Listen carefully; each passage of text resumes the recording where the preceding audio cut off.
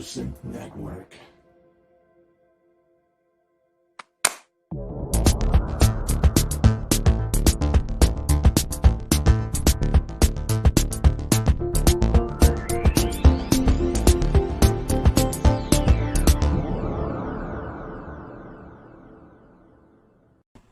Good evening, good afternoon, good morning, wherever you might be in the world. Today, Friday, 18th of June. This is episode, I think, 63. I always guess, and I tend to get it right. I'm back. I wasn't here last week. I was outside a record store, as I'm sure our regular viewers will recall. I was standing in a queue waiting to buy some vinyl, and it was a very lovely evening, even though I got verbally abused on the show after I left. Thank you, Mr. Simpson. But yeah, I'm back and here, and we'll carry on. But I want to say straight away, thank you ever so much to Dominic Hawken for stepping in and doing an absolutely sterling job of keeping Ben and Cryss in check, because it isn't easy. But he did a brilliant job, and this week I'm of course joined by Ben and Cryss and our very special guest, Mr. Roger Lyons. Welcome to you all. Good evening. Hey. Hello. So how good is life when your backup is Dominic Hawken? I know, it's it's good stuff. I mean, when the writer of one of the biggest Christmas #1 singles in the UK is my substitute, I've made it, haven't I? Really? Yeah, I reckon so. Big time. Yeah, absolutely. Roger, welcome. Oh, sorry, go on, Ben. I was just going to say, I kind of compare it to Queen and that, like Adam Lambert, when Dom stepped in, it was like really, really good. So I'm Freddie and he's Adam, or the other? Yeah, it was really, really good, but something just not quite the same. It's the Tash, isn't it? Yeah. That's it. Thank you. Well, yeah, at least I'm Freddie Mercury, not Adam Lambert. Anyway, let's welcome our guest Roger Lyons from your studio in the centre of England somewhere. We won't give you your location away, but welcome. Thanks for joining us. You're more than welcome. Glad to be here. And is this your kind of daily workspace that we see behind you? Or is when I'm in studio mode, yeah. I mean, yeah. A lot of the time, obviously, I go away touring. Sure. Looking after other people, but not at the moment. No, of course. So yeah, I've been spending a lot of quality time in here. Mm-hmm. Full of toys. Good. Yeah, it looks chock-a-block of some really interesting stuff. And then we'll ask you a little bit about that. And of course, we'll talk to you about your illustrious career, which we were just going through your CV on air, and the one that tickled us the most, that you were the former programmer, playback operator, auto cue, keyboard technician, occasional stunt double for Bernard and Hooky, depending on who turned up to rehearsals at New Order, which I think was one of our favourite jobs. Yeah. Was that one of your favourite jobs, working with New Order? I loved it. Yeah. Loved it. I mean, one of my favourite bands growing up. Yeah. I used to go and watch him play. Knew Hooky from being about 15. Mm-hmm. Just from being around Manchester and stuff like that.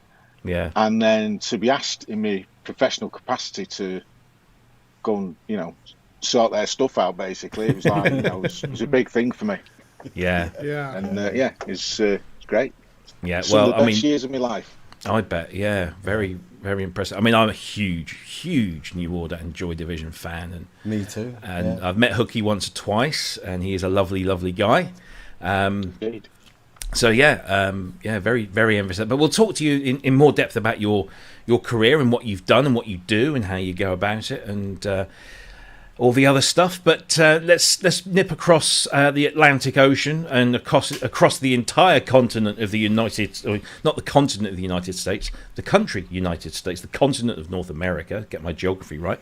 Sorry, Mr. Wood. All those years. How is it in California, Cryss?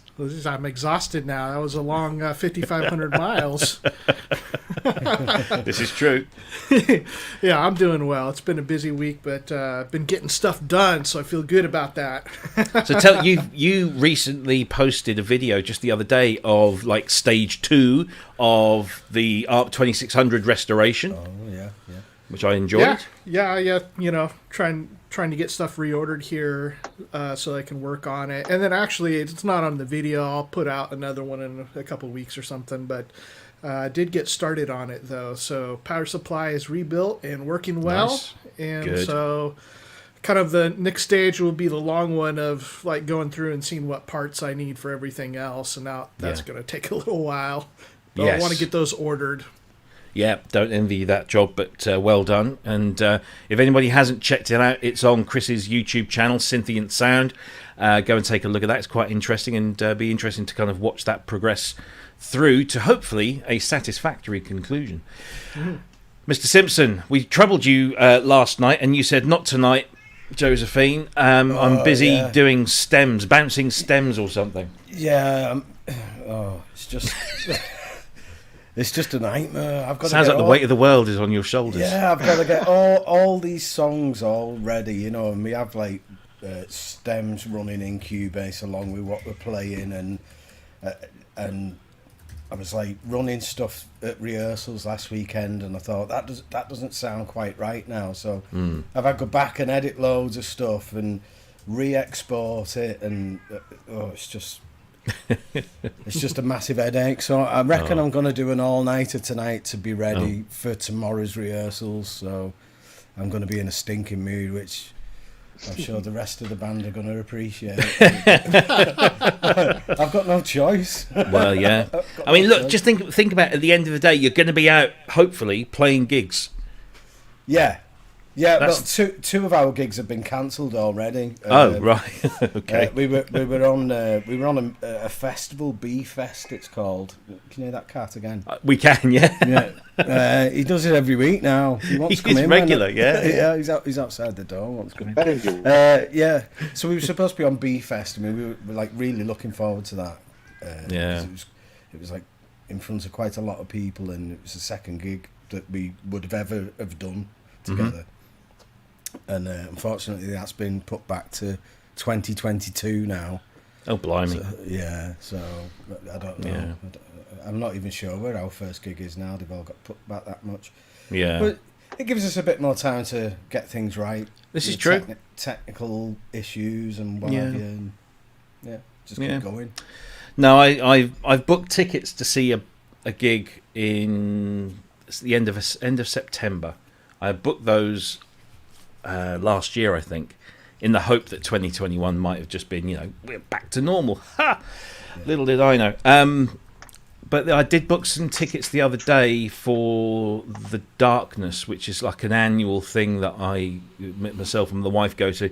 And this time we're taking the kids, and it's like it's the annual kind of Christmas outing that we go and watch The Darkness. So I'm kind of hoping that comes off, but who knows? We'll see. If it gets cancelled, then it gets cancelled. Better safe than sorry. But yeah, anyway, let's crack on with some stuff. It's 7:10 already. I do want to thank everybody in the chat room for joining us today. Great to have all the regulars in there. I don't need to go through your names. You know who you are. Your continued support and patronage is incredibly welcome. And of course, thank you for joining us today. In case you might have been distracted by something else that's kicking off at 8 p.m. UK time tonight. Of course, I am referring to the England-Scotland game, which is live on telly. So, if you are watching us and you do want to watch the football, do picture-in-picture. It's on the BBC, I think, isn't it? So you can do that. I'm going to. So I want to keep a look on that score. Well, but thanks ever so much. Don't tell me what the score is, because I want to watch it after we've finished on it. See, are you one of these people that doesn't watch the football results as they come in on a Saturday and you wait until match of the day? I'm not that bad, but I don't know. It's England and Scotland, isn't it? This is true. It's a big one, isn't it? It is a big one. It's like I want to watch it as if I'm watching it live. But I don't feel myself. I got told off by someone on Facebook. It was fairly recently when I commented on the result of a football match, and they said, "Oh, thanks very much. I was waiting till match of the day to watch that." Seriously, does anybody in this connected age do that still? But maybe they do. I don't know. Are you a football fan, Roger? Oh, Roger's frozen. No interest. No interest. Oh, well, that's okay. Then you won't be distracted then, but I will. So I'll try and keep it. No, but it's fine. I'll stay online. Don't you worry. Anyway, if anybody wants to know the score while they're watching, just let me know in the chat room, and I might be able to discreetly message you. But otherwise, I mean, nowadays you can just have it coming up on your mobile device. But yes, look, thank you. There's obviously distractions out there that might tear you away from our show, but we are super grateful that you are here. So thank you very much indeed. Let's get the little housekeeping bits out of the way. So, of course, we are on air because of you guys and your funding, which keeps us on air and keeps this service rolling. So, oops, hit the microphone. Cutley/PSN-donate. The link is down below in the description underneath the video. If you want to donate and keep us on air, that's great. And of course, if you don't donate, we go off air. So you keep us going. It's as simple as that. And if you want to join us, of course, during the week when we're not on air, then of course we have our Facebook page, we have our Instagram, and we have our Twitter, all at Synth Network. You can't miss us. You can also get in touch with us in private, info@prosynthnetwork.com. That's all the formalities out of the way. Shall we talk about the first news topic? This is an interesting one from Fuse Audio Labs. This is a reverb that is, and we love free stuff on here. This is a free reverb. Now, there is a bit of blurb that goes along with this, and it's an incredibly rare spring reverb, or it's modelled on an incredibly rare spring reverb. See, I'm out of practice. I didn't do this last week. I've lost my flow. Yeah. A rare spring reverb from the 60s that was initially designed to alter the apparent acoustic properties of listening environments. Originally built for the BBC, this compact studio legend oozes the typical rich, bouncy and unpredictable vibe of a true electromechanical reverb in a very authentic way. They admit straight away that it's not the most realistic reverb in the world, and that apparently is the beauty of it. But you can get it completely free of charge from fuseaudiolabs.com. All you've got to do is just go to the page, and when you click on the download button, you'll just be asked for your email address and sign up to a newsletter. And it's as simple as that, of which you can then unsubscribe a little bit later on. So who's had a chance to play with this, and what are your thoughts? Yeah, I checked it out. So I've had lots of hardware spring reverbs, mostly in old guitar amps, some new ones as well as like standalone, the classic Fender standalone spring reverb, and there's always something that I would associate with guitar more than synthesizer. Although of course the 2600 has a spring reverb, as does the Moog Grandmother. So I still haven't quite warmed up to the idea of spring reverb on synthesizer, unless you're like really using a short release time, so that it's a little more plucky, and it kind of, the magic of spring reverb is that splash that it has, that very percussive like splatter, and it doesn't really sound anything natural at all, but as an effect it's a lot of fun. And so check this out. Tried it on some drums and some other stuff and some guitar, and it worked well. I did go a little bit down spring reverb hole from last week's show, because Dominic and I were talking about dub music, and suggested some listening for me with that, and so I went and checked out a whole bunch of 70s dub music, which of course is just replete with lots of spring reverb on everything. Wherever you shouldn't use spring reverb, it has tons of it on there, and it's pretty awesome. So and loads of delay. Lots of tape delay too. So that's been fun, and again, this is a free one. What I would like to do in the coming week, if I have the chance, is I did like bus compressors on drums, just a little personal shootout the other week, and I've got some other spring reverb plugins like Audio Thing, Springs, Eventide Spring, and a whole bunch of other ones. So it'd be fun to sit down and play through them, see which one comes out as the winner. Yeah. Roger, you were saying before we Nice. came on air you'd had a chance to have a go with this one. Did, yeah. Yeah, I downloaded it. I liked it straight away. It's got a really pleasing vibe to it. I especially like it when you turn up this, there's like a limiter Yeah. on the effect on the catch bit, and redelaying is, slap on there. I really liked it. I used it on the track straight away. Excellent. Well, there's a It's seal got of a cool approval. vibe. And yeah, and I'm also a big spring reverb fan. Mhm. Very familiar with the dub reverb you're on about, called Fisher. It's a little tube American thing. Yeah. Wicked. It's on all of those Studio One recordings and stuff. Mm-hmm. That's my sort of gold standard reverb. I've got a couple of those in my studio. Nice. Yeah. But the plugin's great. Yeah. Really, really good. And it's free, which makes it even sweeter. Ben, And you have a chance to have a play with. I mean, I played with this a little bit. To be honest, I wasn't really concentrating, but yeah, it sounded nice. But did you have a go? Yeah, I like it. It's dead easy to use. There's only 4 controls on it. Yeah. It's pretty easy to dial in the kind of reverb that you want, and the reverb, like we've been saying, it isn't particularly realistic, but it is like a spring reverb, and it sounds great on drums. It's got that. For me, I was using it on drums before, coming up with a couple of ideas. It was quite inspiring, really, and it had that like real 80s, early 80s, late 70s kind of Right. Yeah. like vibe going on there, and that inspired me then, because I was thinking, and I had a couple of other effects on that I won't go into yet, but it just had a real retro feel to it all that I really liked. So I think it's good.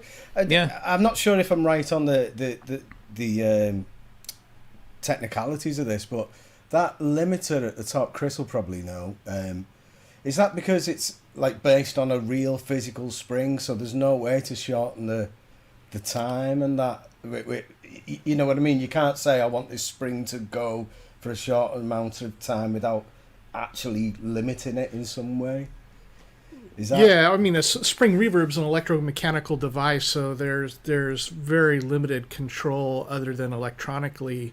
Yeah. Some of these spring reverb plugins, though, do have, like they'll model different spring reverbs, or they'll have controls for which is very clever, like the tension of the spring. So if it's tight, it's gonna be a shorter decay, or if it's loose, it's gonna be more bouncy or boingy sounding. And I think this was just to keep an actual limiter to keep the effect. Yeah. I think Roger was saying that he was really interested in the limiter effect, and maybe something more to say about that. Yeah.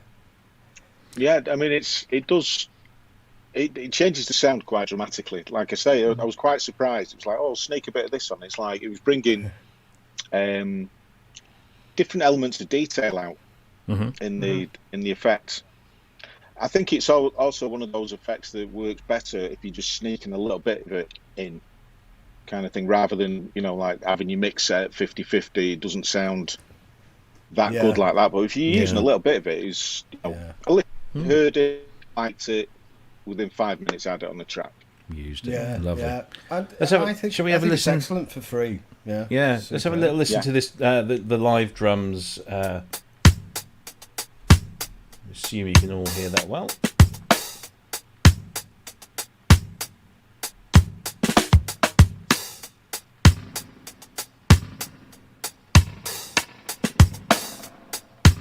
That's quite nice, that, isn't it?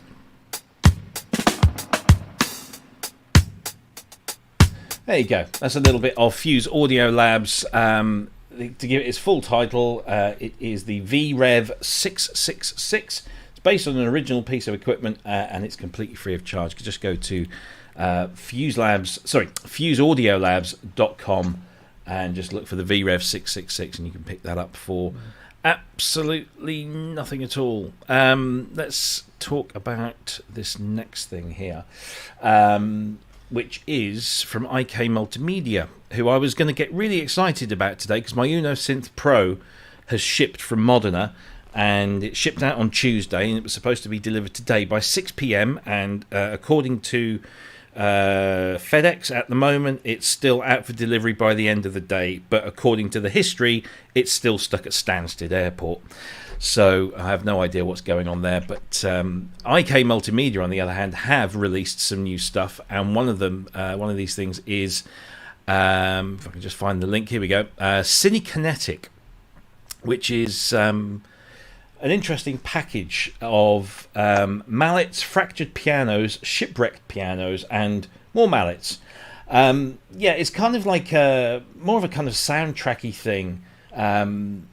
These kind of like weird kind of pianos, these upright pianos that sound that they're being played underwater, and it's nice, but it's niche, shall we say? I think I'm not entirely sure. I looked at this and I thought, I don't know if I'd actually want to use it. It's on offer right now from 150 down to 100, or 149 to 99. Works in Sample Tank 4, but did anybody have any specific thoughts? I mean, there's 20 gig of content here across 4 instruments. It's a lot of stuff, but is it too specific? I don't know. What do you think? Anyone? It depends how much it is, doesn't it? I don't know how much it is. It's normally 149.99, but it's on offer at 99.99 at the moment, so third off. That's not bad for a quality set of samples. I mean, it is quite specific, isn't it, to like composing and things like that. But there's nothing saying that you can't use them for other things as well. It's a good quality sound set, from what I've heard. I was just trying to find the video. There's here we go. So our friend Jordan Rudess, who promotes pretty much everything. Yeah. It's not really a sign of quality, is it? When the man, clearly a very talented man, but he just promotes everything, and so you don't know quite what he does like and what he doesn't like. But let's have a quick listen to this. Hopefully the audio's working, or it's all gone. Here we go. Here we go. Lagging a bit today. There we go.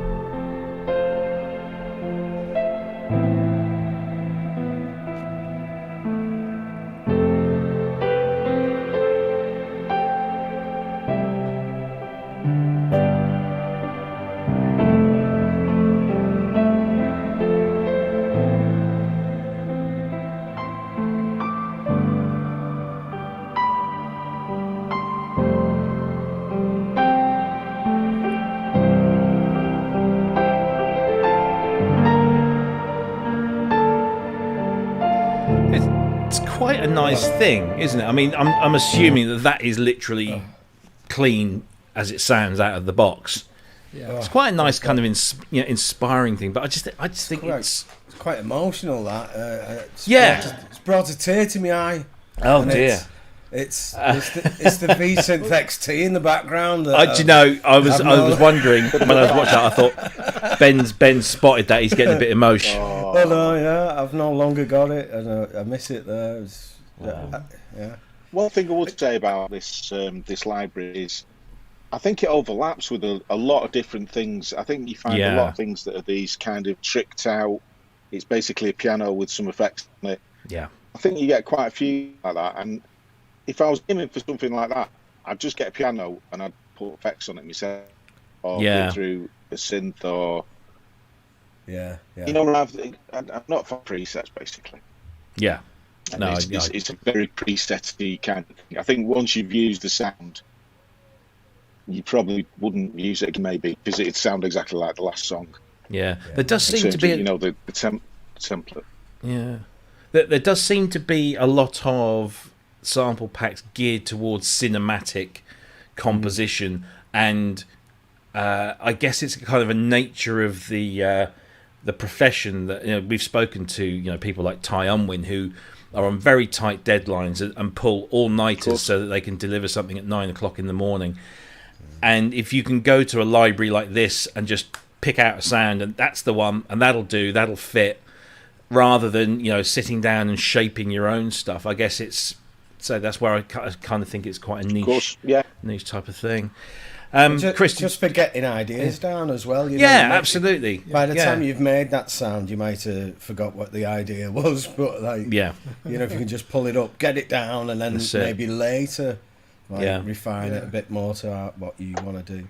Yeah, absolutely. Chris, did you fancy I was going to say pretty much the same thing. I enjoy these types of sounds a lot, and the music in that Jordan Rudess composition there. I mean, he probably was just making it up on the spot, and it sounded fantastic. And you know, when you can get a sound and a composition that puts you in a place, and so you know, like that music, it's you know, oh, that's a hopeful moment in a dystopian movie, right? I mean, that's what it sounds like. And so I really like that kind of style. I'm with Roger. Like, would I go to something like this if I were working at home? Probably not, just because I have the time. I don't have deadlines, and I have the time, and I enjoy sound design. So I would probably fool around with my stuff until I found the kind of sound that I wanted.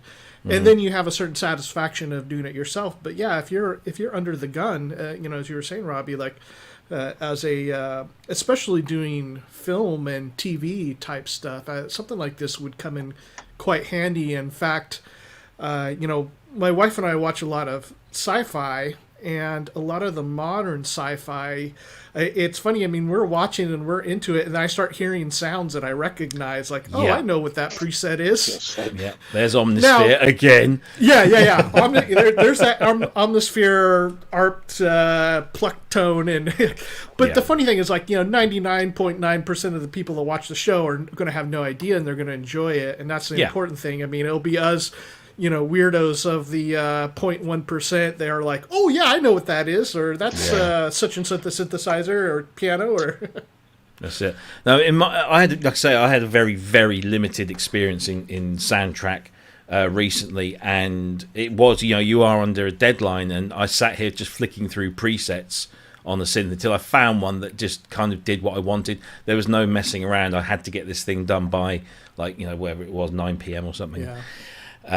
So I can see where the benefit lies there. But the pack, I'm assuming is that all 4 packs for 99? Because if so, that's pretty good value for money. And then if you're in the IK Multimedia ecosystem and you've bought Jam stuff, points. you'll have 30% to take off of that. Yeah, you can use your jam points on that. So you know, I was going to say about Jordan Rudess. I mean, he's such a talented guy, but usually you see him playing stuff that's like, you know, almost like, you know, shred guitar type solos. In fact, when I started listening to Dream Theater back in the early to mid 90s, they had before he was in the band, but by the time he got in the band, it would be like, oh, what is this keyboard player doing, man? This should be a guitar solo. But actually, when you see him play compositions like that, when you hear him do his chordal and his theoretical work and all that kind of stuff,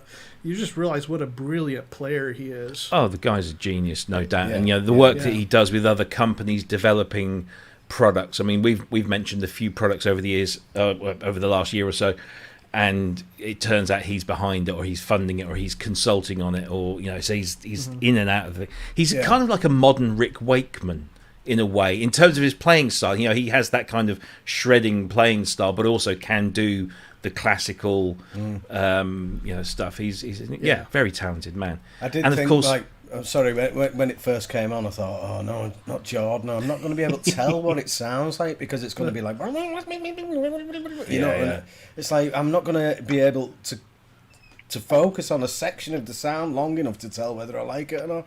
But then he came on and did this really well composed bit, and I really admire that fast style of playing. But it's not always the best for demos, is it? You know, it's going off. Like. And I think also the fact that we haven't had so many trade shows this year, that we've had less Jordan in our lives, and that's actually it's a good thing, because it just stops the flood of stuff. But no, I'm not taking anything away from the guy.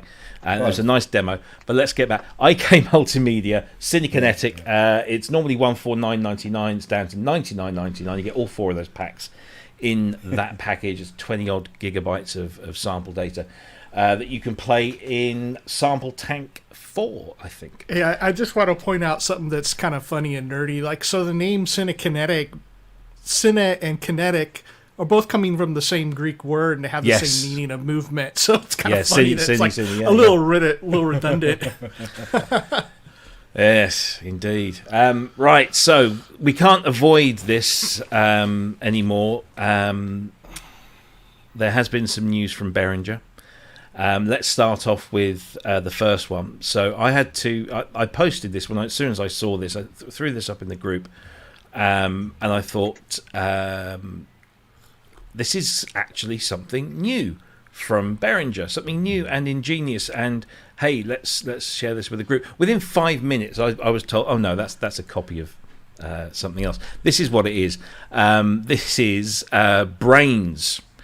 Let's just play the little video here so I can marvel at Dan's haircut as well. So this is Brains. It's a multi-oscillator module for Eurorack that features 20 different oscillators. Let's skip here. Dan with Behringer. There we go. Oh, look, Dan and his hair. Brains. And his little fluffy beard, bless him. Brains is a multi-engine oscillator module for Eurorack with 20 synthesis engines covering everything from percussion, leads. So there's lots of stuff going on there, but you only have to put this up side by side with Mutable's Platts. Is it Platts? Yes, Platts. And the only real difference is that Brains has a black faceplate, Platts has a white one. This bit here, where the oscillators are demonstrated, that's vertical. I think on Platts it's horizontal here, and I think this has got the USB port on it. Other than that, it's almost completely identical. However, Mutable Instruments made the source code for this open source, and so anybody can take this and do what they want with it. And I guess this is what Behringer are doing, and other companies have done the same already. So they're not the first people to clone these kinds of modules. However, I am not a Eurorack person, so I'm going to defer to our Eurorack people in the group here, and of course in the chat room. If you have an opinion, do let us know. But this actually seems like quite a useful little module, Cryss. Yeah, it is. And of course they added the oscilloscope, so if that's something that you'd like to be part of your workflow, that's pretty cool. And it's reasonably priced for a Eurorack module. What is the price on it? I didn't get 149. Yeah. Okay. And so and this is a situation where again Mutable has put out code for it, and there's some requested things that when you use that code, and of course we remember that also Arturia had used the code as well in the Microfreak, and just having spent a lot of time with the Microfreak, those Mutable Instrument oscillators are fantastic. They're really good sounding. Shockingly so, that little Microfreak, when I pop it into songs, I keep thinking, like, why am I pulling out this little piece of plastic? But it sounds so good that you just would have no idea it would be sitting into a mix with other, like, really high-end instruments. So, right. Yeah. The thing that makes me sad, though, about all of this, really deeply grieved, is that, Rob, you and I have kind of a man crush on Dan, and now that I've grown my hair out and I already had the goatee, all I've ended up looking like is a Behringer copy of him. You are the clone. You're Dan's clone. Yeah, somebody's got to clone him at some point. He's the original, and still the best. This is true. So, Roger, are you a Eurorack person? I'm trying to see. There is something over to your right-hand side there, so I guess you are. I've got quite a bit of Eurorack stuff on the go. Yeah, I like it. I'm really interested in this. Yeah? I've not used Platts. I've had quite a few of those mutable modules over time, but never had a Platts. But I saw the demo for this, and I thought it's just great, and I like the oscilloscope on it. Mm-hmm. I like to see the waveform. Yeah, it's always visual stuff is always good. Indeed, yeah. Makes it a bit more attractive. So it seems like this is kind of like a jack of all trades in terms of the oscillators. You have like percussion oscillators. There's lead, oscillators you can use for lots of different things. Carpless strong and stuff in there as well. I mean, I say I have to plead complete ignorance on this, but it does seem like a nice little unit for the price. Ben, you're not Eurorack either, are you? I'm not, no, and I'm confused. Okay. As usual, right. I imagine, right, my Eurorack, I have got a Eurorack case with nothing in it. And I've thought a few times, bro. I've thought about, like, what can I put in? So I kind of map out this synth in my head, and it's basically just a Moog. Right, okay. It starts off with, like, LFO oscillators, that goes on, envelopes at the end, and it's just standard. But then I thought, like, oh, yeah, so you'd have your analog oscillators for one option, and then this would be an excellent, like, addition for providing, like, a multitude of digital oscillators, that the things that you'd never get with a VCO.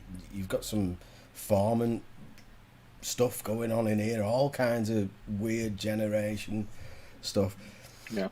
But that seems to me to be more suited to polyphonic applications, like, not like you would, like, for me personally, I'd see that being more beneficial as a polyphonic thing. It'd be like, but so, I'm not sure how it all works, because like I say, I've never got to the point of actually putting anything in my Eurorack. So could you have, like, if you had 8 of them, would it be 8 voices, or I don't know. So I'm assuming this is monophonic, right? I should imagine it is, yeah. Yeah.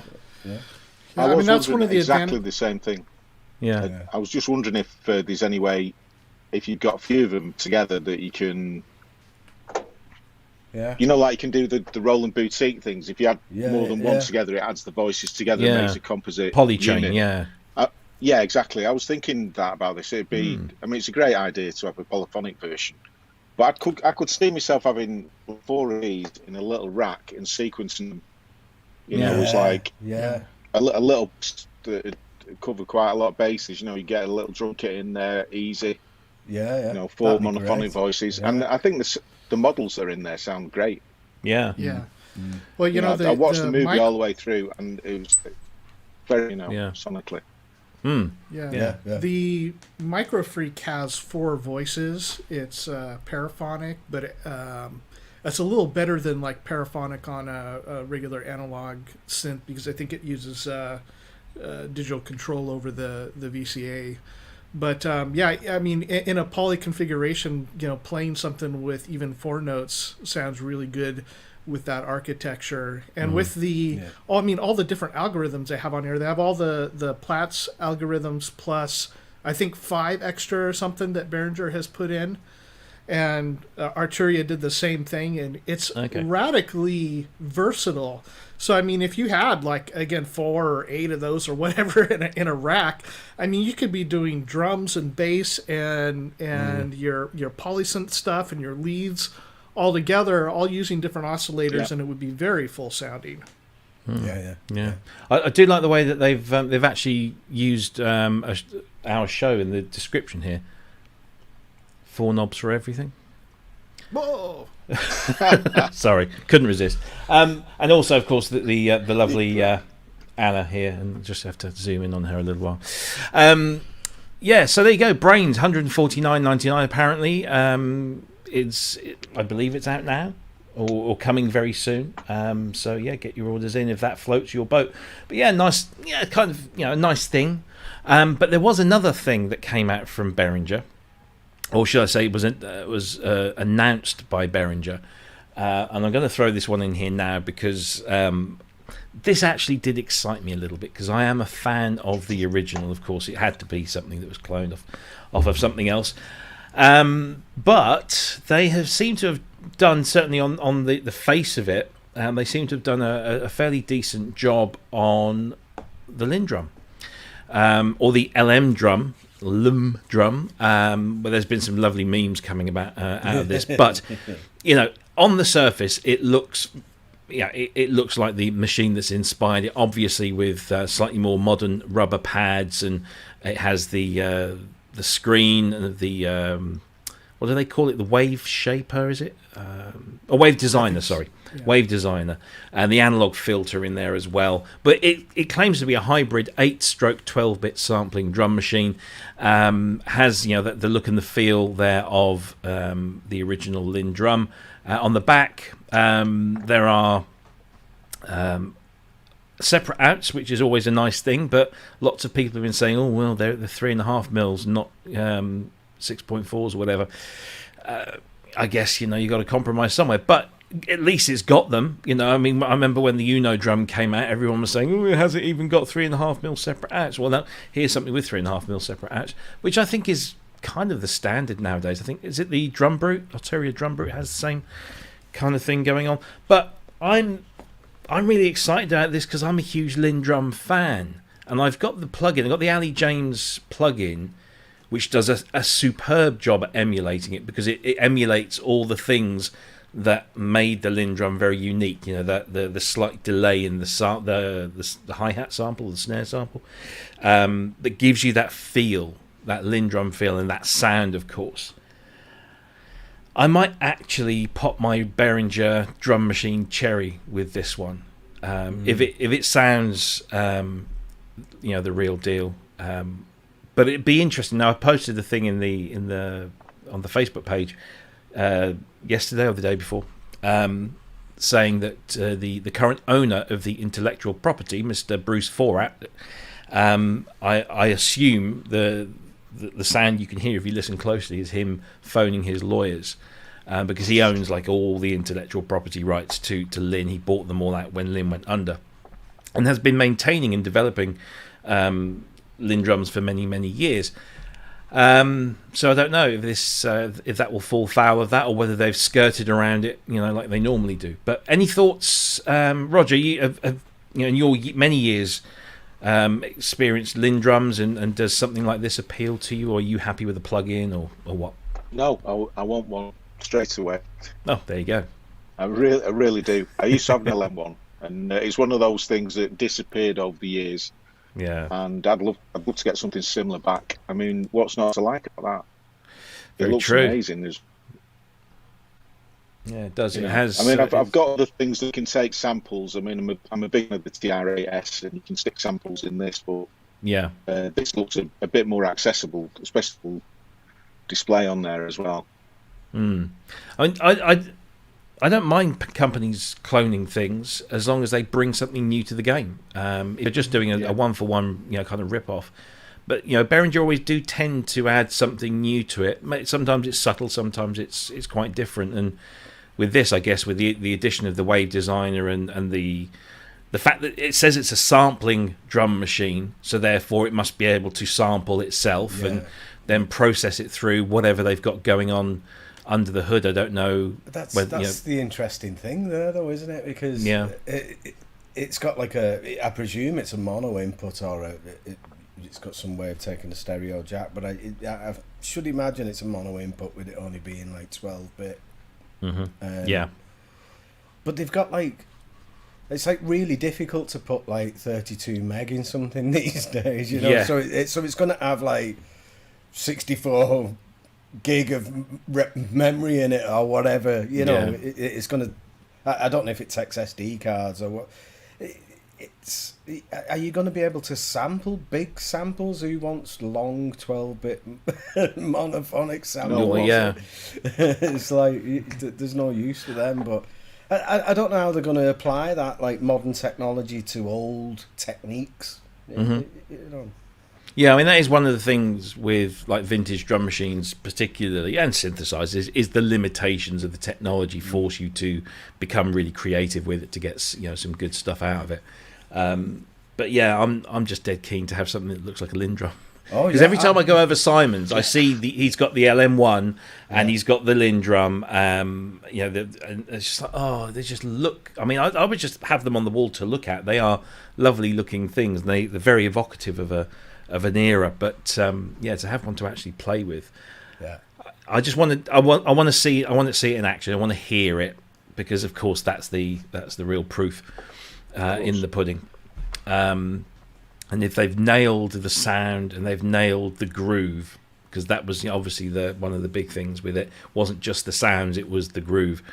And there was a huge library of EEPROM chips that you could acquire from Lin, and you could just lift up the lid and pop some new chips in to get alternate sound sets or Latin percussion or whatever you wanted in there. So maybe like you said, they've got lots of storage capacity in there. Have they managed to? I doubt it, because I guess if 4AT still owns the IP on those original samples, it would be very difficult. So, but if you look around on the internet, you can find these things. Well, that may be one of the reasons that they allowed it to be a sampling drum machine. Yeah, that's very true. You can load. Maybe if they don't get a hold of it, you can get a hold of it, so it's not a problem. And somebody piped up sounds in it. Yeah. Load your own. It looks like a Lin drum, but you got to make it sound like it. Somebody, I think on our Facebook page mentioned. What did they say? I was trying to remember. I need to call up the page, and that's going to take time.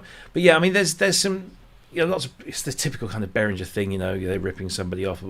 That's it. Somebody mentioned that Roger Lin himself, in some interview recently, held up a prototype of what is potentially a new revision of the Lin drum, whether it's like the Rev 4 Prophet 5, so it looks and sounds incredibly, but it's all modern tech or what, I don't know. I mean, it's be interesting to see how Roger responds to it. I don't think that Roger would he's an innovator, isn't he? He's not going to go back. I don't think. You say that, but then Dave Smith's an innovator, and hey, we've now just had the Rev 4 Prophet 5. True. And these are gentlemen of a certain age that are probably looking to feather the nest for the fallow years at the which they absolutely should be doing. Don't get me wrong. I think that Tom Oberheim needs to get some stuff out soon, and of course, because Roger Lin, Tom Oberheim, Dave Smith, they're all kind of, I guess they're friends, and I know that they've all worked with each other at some point, and I wonder if maybe Roger's coming up with something, and maybe we'll use sequential now that they have all the funding from Focusrite. Who knows? Well, I know people have been kind of anxious after the Roger Lin and Dave Smith Tempest collaboration was discontinued. So there's definitely some room for something else to come in its place. There's a gap. Definitely a gap. So anyway, there's no real news on price or availability. They've just posted some pictures of this to say that it's a functioning prototype, and they're very happy with the way it's going, and they will let us know. They also released, and I don't have anything here about it, but they also released some information updates on we'll call it the DS80, the CS80 clone that they're working on. Apparently they've got the envelopes down, and they've got all sorts of things going on that they reckon sounds as close as you'd want it to. So interesting times ahead, but of course I guess Behringer are going to be affected by the chip shortage thing that's going on at the moment, so everything's kind of slowed down horribly, which is why we haven't got much hardware to talk about here. Let's do a couple more news topics, and then we'll come to Roger, and we'll grill him about his career and what he's doing. So let's do this one. Let's get this tough one out of the way, because this is something we should have spoken about last week, but they got so carried away because I wasn't there that they forgot it. So Cryss was quite keen to make sure that we got this in. This is the news that as of last week, TouchOSC finally got an upgrade, and it's the new version. I have I have it running here. I'm not using it in anything because I'm still learning, because I'm a complete virgin to this. What I will say straight off the bat that impresses me the most about this is that it is running on iOS 9. This is like a second or third generation iPad. It's the one that has a 30-pin connector, so it's really old, but it's limited at OS 9 or iOS 9, and it works really, really well. What version is that? I think it's exactly the same one as Oh, what right, you just yeah. had hold of, yeah. It is the same one. So Is that this a actually, picture frame around it? do you know, when I picked this up and looked at it, because this, so I've got a vintage first generation iPad, and then this one is my mother-in-law's old one. She bought herself a new one because that's her, access to the outside world. So she let me have this one, and it's actually getting TouchOSC has rejuvenated my use of my Alesis IO dock. Do you remember that? Yeah. Which was great for about 6 months until they upgraded the iPad to something that didn't fit the slot anymore and became completely redundant. But now I can plug this back into it and have this on my desk as a control surface once I figured out how the bloody hell to use it. Because that's the thing. Roger, you like TouchOSC. Is this something you use in the studio or live, or how do you use it? I wouldn't say I'm really a user of it. I mean, I have used it. I've played with it a little bit. But the thing that always freaks me out about it is it's not tactile enough for to have a control underneath my fingers. I think for, right. Well, some people I know use those they use it, with iPad and use it for like modulation sources and all sorts of stuff on stage. It's a bit hardware really doing that. Mm-hmm. I did actually used it on the last Ultravox tour to start and stop the Pro Tools. All right, okay. And that's the only time I used it in professional capacity, and it worked flawlessly every night. It was great.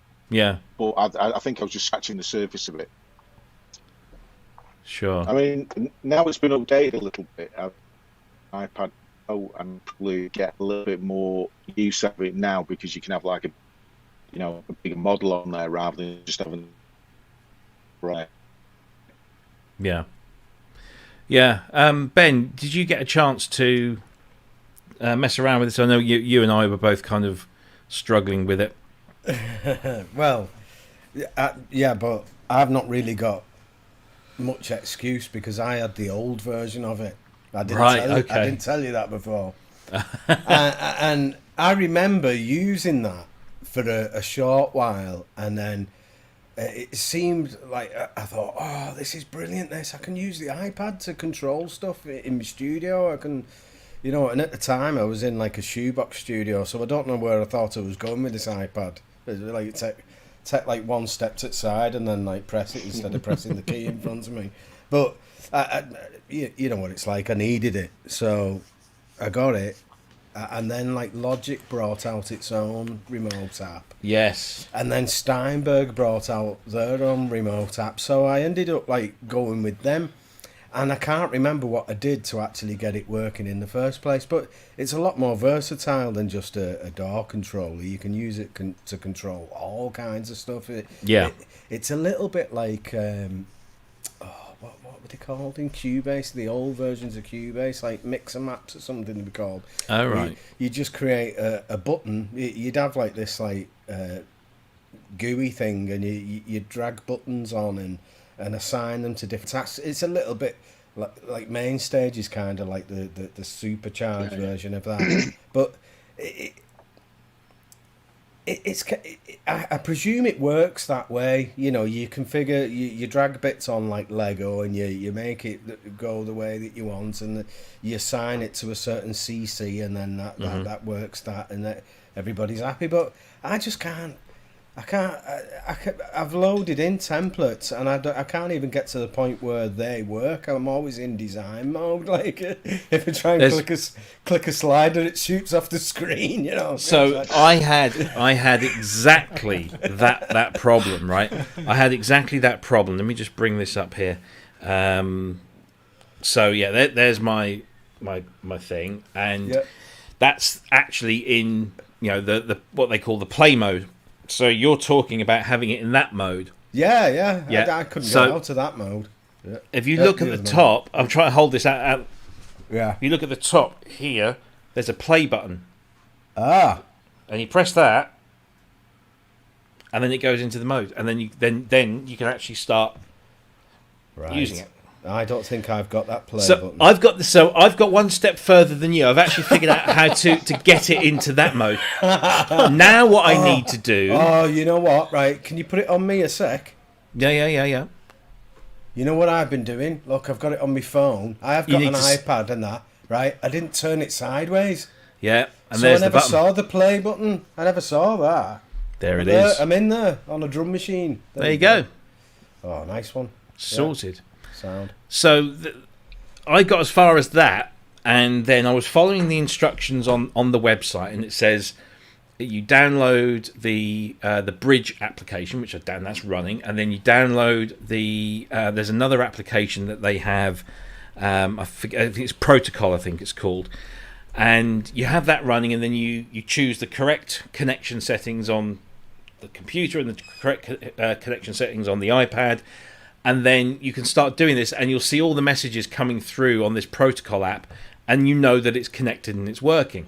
Got that far, right. So I just assumed that I could open up, say, Logic, and bring up a Logic template here, and I checked that TouchOSC was a MIDI input in Logic. I can't get it to do anything. It's just, I'm going like this, and I'm looking, nothing's happening on the screen. I've got no idea what I'm doing. So that's the next bit. I might need to get in touch with Mr. Wiggly there in the chat room, Dominic, who loves it, and he says the new version rocks. So he's a Cody guy, so he should know. So maybe I think that there should be more getting started tutorials on the site and stuff to get you up and running. To be fair, I mean, the website itself, let me just bring this in. Where are we? Here we go. TouchOSC. I've lost it. Where is it? Where did you go? Oh, there you are. So let's bring this up on the screen. So the website itself has got a lot of information, and there is... where are we? There's some videos there, some resources. There's a complete online user manual, and when you click on that, it really is a complete online user manual, step-by-step processes. But I'm just one of those guys that I just want to turn it on and expect it to work, and that it shouldn't need an instruction manual. And I know that's quite glib, and you really do need to kind of. This is way beyond just something that you just turn on and go. There's got to be a level of intuitivity, hasn't there? It's got to Is that a word? Yeah. I've just made it up. It's got to be intuitive at some level. Yeah. With this, it's just like it's unfathomable. You just can't work it out at all. Yeah. It's like this is the sort of thing that I would need a template and then go and reverse engineer it, kind of go back and see. Oh, right. So that's how you got to do that. That's so, what I did. To get it in Pro Tools.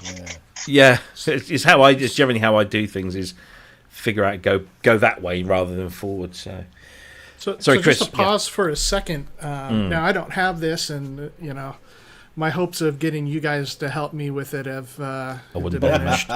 Wouldn't bother. But the good thing is that my iPad that I ordered in May will be here they said by July 16th, and July 16th is the day that Dominic will be back on the show. So at least I can get some good help from somewhere. But yes, we haven't really said what it is, I don't think, unless I missed it. So we've been talking about it. And I just assumed everybody knew.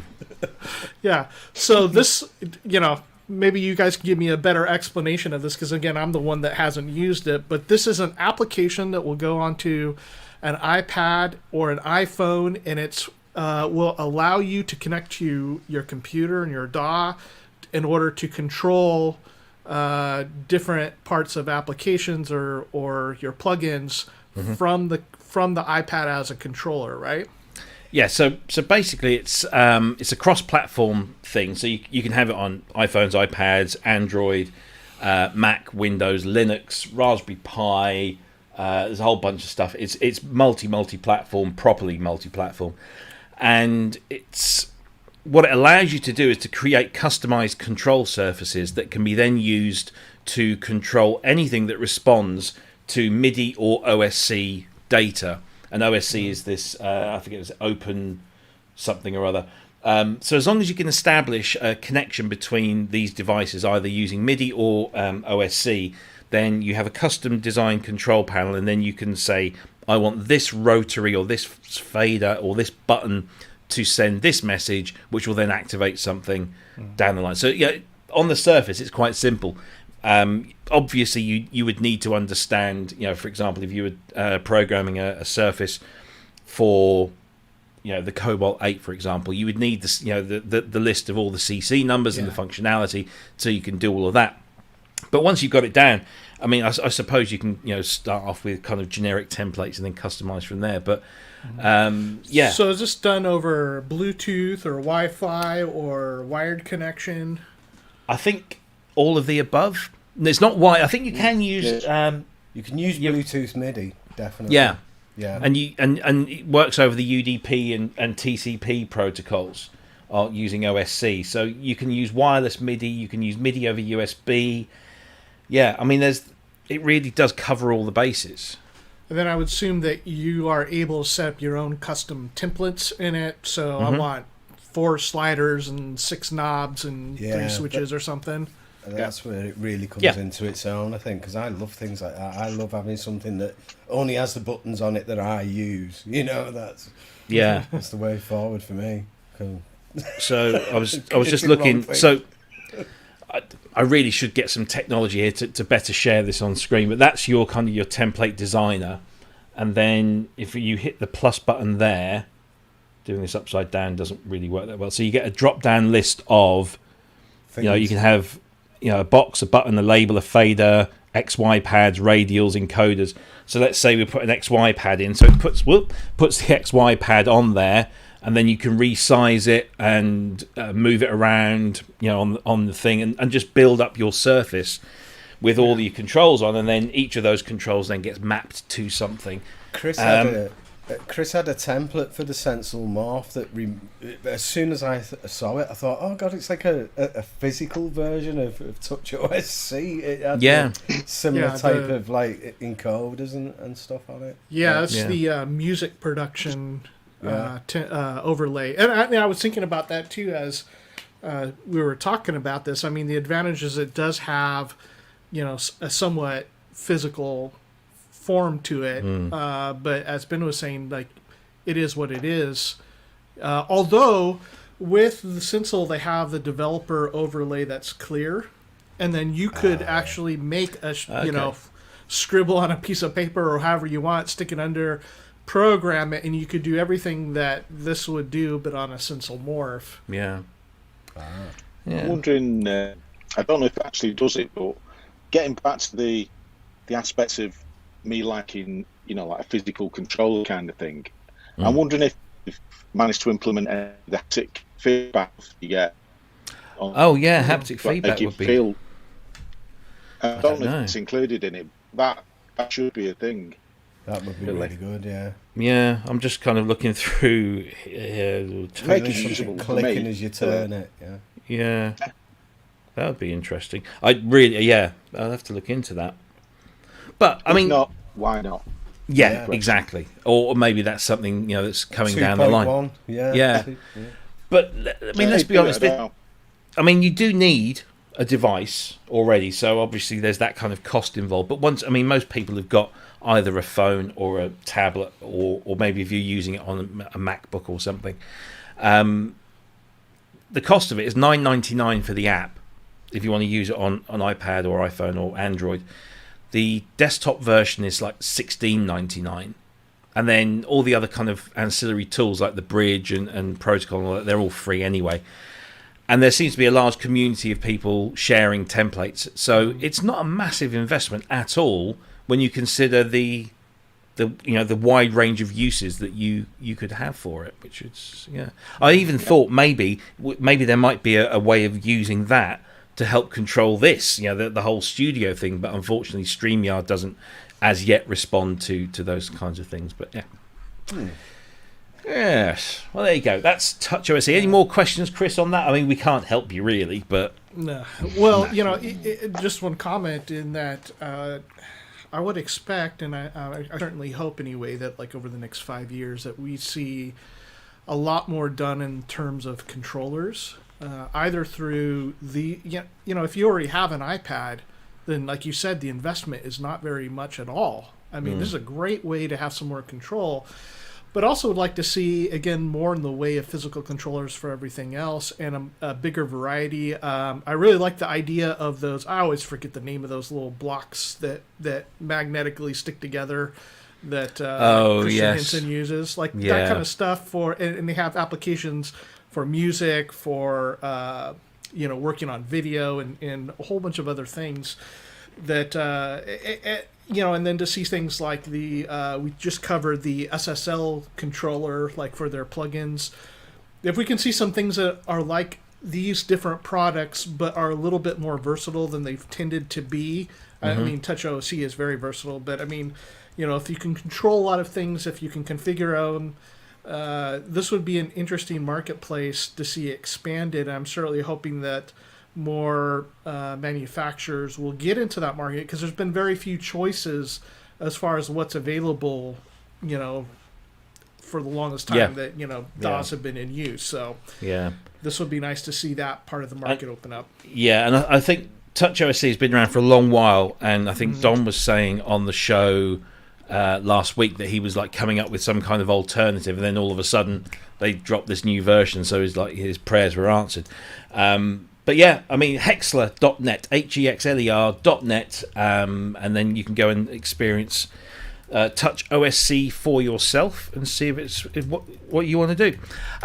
So there we go. We've just gone past 8 o'clock, and I just want to say again, thanks to everyone that's sticking around with us, despite other events going on at 8 o'clock here in the UK, namely the England-Scotland game, which I now have on my screen here. So if I jump out of my chair with excitement, don't do that. Oh, I mustn't do that. No, I'm sorry. Okay, well, I'll turn my camera off and then I'll jump up and down. You're like that. Yeah. See, I'm one of the lucky ones. Being half English, half Italian, I have two teams in this tournament, and one of them is doing fantastically well at the moment. The other one is okay. We'll see what happens at the end of 90 minutes. But I can legitimately support two teams in this tournament, and I do, because I can. Anyway, yes, thanks to everyone. If you are watching and giving up your Friday night football fix, or maybe you've got us picture in picture, or side by side on multiple monitors, thank you for sticking with us. You are most welcome, and your patronage is as always. I'd like to see one of your football teams take on one of ours. What are you talking football or hand egg? Because that's what you guys play, isn't it? Hand egg. Yeah. It's called football, but they don't kick. They don't use the feet. Yeah. Let's not go down that one. Yes. Anyway, right. We've got a guest, and I want to talk to him, Mr. Roger Lyons. I'm just going to read through. So this is, this is something that's publicly available here. We're going to start at the bottom here. Former freelance engineer and producer at the legendary Strawberry Recording Studios. And then we've got you working Max and Keys for people like Alt J, Bring Me the Horizon, Kaiser Chiefs, and of course New Order, Orchestral Maneuvers in the Dark. You were part of Lionrock. It's a very impressive CV. Where did it all start for you?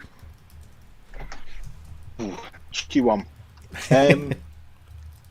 I guess it started, the music side of things started with playing with tape machines when I was a kid. Okay. I was into electronics, used to make radios rather than go out playing and that kind of thing. Mm-hmm. And people used to bring things round to the house that didn't work and leave them with us. And I'd have a go at fixing them, or, they'd just leave them for me to play with kind of thing. So tape manipulation was my route in, really. I wasn't a musical child, really, but I was more technological than that. Started playing guitar and stuff like that when I was about 12. Got synth around the same age. I got access to a VCS3. Mm-hmm. In fact, I was younger than that. When I was 10. With my school, we went to this place and I saw this thing in a cupboard. Everybody else was playing with violins, and I was like, "What's that?" And they didn't know what to do with it, so they let me take it out of the cupboard and play about with it, kind of thing. And luckily, there was some pin in it, and there was a sound ready up on it. And everyone was just scratching their head, ignoring me, you know, with a pair of headphones on playing this thing. Made a lasting impression on me. So that was like the start of it, really. And by the time I was 15, I had a little job. Started to buy a few things. Bought a Gen SX 1000. Okay. L-tone. Then dramatics and bass, and 606 and a 303. Yeah. A Cat, a 101, a Juno 60, and it just went off from there, really. At the same time, I was like, I knew how to use a mixing desk because I found them a few times. Any time I went to a concert or anything, I was like, stood next. What's this all about? I was lucky enough to access a few studios, not home studios, but studios that were small, like each track studio thing. Nobody used them at night, so those kind of. I suppose by the time I was 17, I was in a bit of money, doing a little things like that. Organic, really. In a way, I sort of fell into that side of the right place at the right time. Yeah. And before I knew it, I was, working in proper studios, and people that play with all these toys. I was in my element, it's like, oh, well, you're going to pay me for this? Oh, right, okay. That's fair enough. Yeah. I'll stick with doing this. I've done it ever since. Yeah. So I mean, you're making records. Oh, sorry, go on. No, I was going to say, you say you're into tape manipulation. Of course, you worked at Strawberry Studios, and that's, of course, like the home of 10cc, pretty much. And, of course, they're very famous for their tape manipulation. Indeed. I mean, in fact, I've got their Suitcase Roads behind me there. Oh, really? Wow. Yeah. Wow. So, yeah. Tape manipulation. And, I've still got tape machines. You can't really see it. There's a stewed rack over there. That uses a tape delay and stuff like that. I've got a few Roxys out there. Lots of tape delays. I like tape. Yeah, sounds like it. So, you started off, manipulating tape, working in studios. How did you get into like the performing side of things? Because I have you down as you are kind of like a keys tech and that important guy that makes sure that everything is working for the rock stars on the stage. But also you're a musician yourself as well. So what's your preferred kind of work, or do you like them both equally?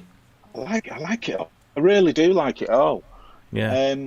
I mean, I was in a couple of like little bands like around Manchester, like when I was about 17, 18, and then the studio side sort of took over and earning money from doing. I had a really nice studio in Manchester called Plant 4. It was like, it was amazing. Loads of analog synths in there. I was collecting synths by then. So everything that I was earning, I was spending on synths when very cheap. So I had a good collection there. And then through doing that, I was making records with Justin Robertson, the Lionrock originator. Yep. And all of a sudden it's like, well, we've projects here. Should we go and do some gigs? And I was like, oh, okay. Chain hats again. And so I do both. I still do both. The only difference, I don't make money out of my own. I make money helping other people make music. Sure. That's fine. Yeah. And how are you finding, obviously in these days, work is drying up in terms of gigging and everything. How are you getting through that? Because, if you're teching for bands in gigs and those gigs aren't happening, you're out of work effectively. Indeed. Yeah. I mean, I had a little bit of savings. Luckily, I mean, you see in the one control room here, I've got two other rooms that are full of equipment. Right. So I'm buying and selling little bits all the time. And that's one of the things that's kept going really through the lockdown is I had a load of things. And it's one of those things where you're selling things that you're not really emotionally attached to. You bought on a whim and you don't mind if it goes. So I'll like buy a few basket case things and I'll fix them up and restore them. I've got a Fafisa organ out the back that I dug out at the back of my studio 2 months ago. I must have bought it 14 years ago. Yeah. Gone on tour, forgot about it. A load of stuff got pushed in front of it, and then like having a bit. It was like, God for fees. I didn't even know I had that. It's pulled out, so that's in the back for the moment. On the bench, Chroma Polaris, which needs a membrane pull, but I'm not selling that. I'm just want to fix it up. I don't like selling things, but I've got things that can keep me going if I need to, basically. Yeah. So your keyboard tech skills have been called upon by some of the greatest kind of synthesizer electronic bands, and of course I think at the top of that tree is New Order. You said earlier you're a huge New Order fan. I can't. Yeah. I don't know anybody that isn't. Was that your favourite kind of band to work with, or I mean, obviously I don't want to kind of get you to drop yourself in it, but I imagine the New Order was a heck of a lot of fun. It was great. It was great. Everyone involved in it was a real character. Everyone was really nice. It was just to be involved in something that I liked so much. A certain amount of gravitas to it as well. When I sort of took the enormity of it on, and I got not lumbered, but given the responsibility of like, oh, well, we want to do this song. We're done to track that. Can try and track it down. I was like, yeah, well, give me the details of who I need to speak to at the record company. I'll have a go. Famously, Blue Monday, no one could find any multi-tracks for that at the record company. Oh, wow. And I got an email out of the blue from Quincy Jones about 2 months after I'd to say that they'd done a transfer onto 48 track when he did a remix. Of course, so he had a safety copy of all the parts, all the original parts as well. Wow. So I was like, I rebuilt the backing tracks from his saved safety copy. So, basically my thing is if I'm doing an electronic band live, I want it to sound good, I mean? I don't want it to sound like a limitation of one of my favourite records. I want to mostly original, if you want to play the arrangement a little bit, great. Let's start with something that sounds like a fantastic record and take it from there. And I sort of specialise in that a little bit, I guess. Yeah. Give me multi-tracks, I'll make them work in a live scenario. I'll multi-sample it all, we'll get it in main stage, we'll get it so you can play it live. Nice. And I love the challenge, I just love the technology behind it, and I like doing it, Yeah. Yeah. It sounds like Roger does exactly what I'm trying to do at the minute with this lot. I'm the guy. Yeah, that's what I'm doing. It's harder than it seems, isn't it? Yes. You're getting all these like audio elements that you want this bit triggering there, you want that to sync to that, and I mean it's a lot easier now. Obviously, I remember, of course, back in the day you wouldn't be able to do what you do now. But I don't know how far your involvement goes in it, but like I've got to like work out how to get everything to sync together, like lighting and to go with this audio file, or when this sample's triggered, that goes off over there. Like it's so complicated. Hell. Yeah. It's loads of admiration for you doing it at that level. So are you synchronizing everything through timecode? Are you? Me personally, if say for instance Alt J or Bring Me the Horizon, and obviously there's a certain amount of tracks element, loads of it's played live, but there's tracks on there as well. And with every song there's a timecode stripe, so the sympathy that goes to front of house for the lights gets distributed to the video department so they can cue to it as well. It's an essential part of the show, really. I mean, it depends on the scenario as far as syncing other things. I mean, if it's all musical stuff, obviously you use it here. If it's stuff we're using MIDI line drivers to get the clock off stage and all that kind of scenario. Yeah. It's there's no one size fits all solution, really. No, I suppose not. And it's always something I've always wondered about live shows, because obviously with many bands nowadays, if you're using synthesizers, or some kind of tracks to support the performance, you're locked to that. There's very little, if any, wiggle room for you to improvise, or that must be kind of a very tough thing. I can't ever imagine playing in a band. I mean, I played in bands many years ago, and the closest we got to anything that you're talking about is we had a Yamaha RM1X unit with some MIDI files in that were just playing.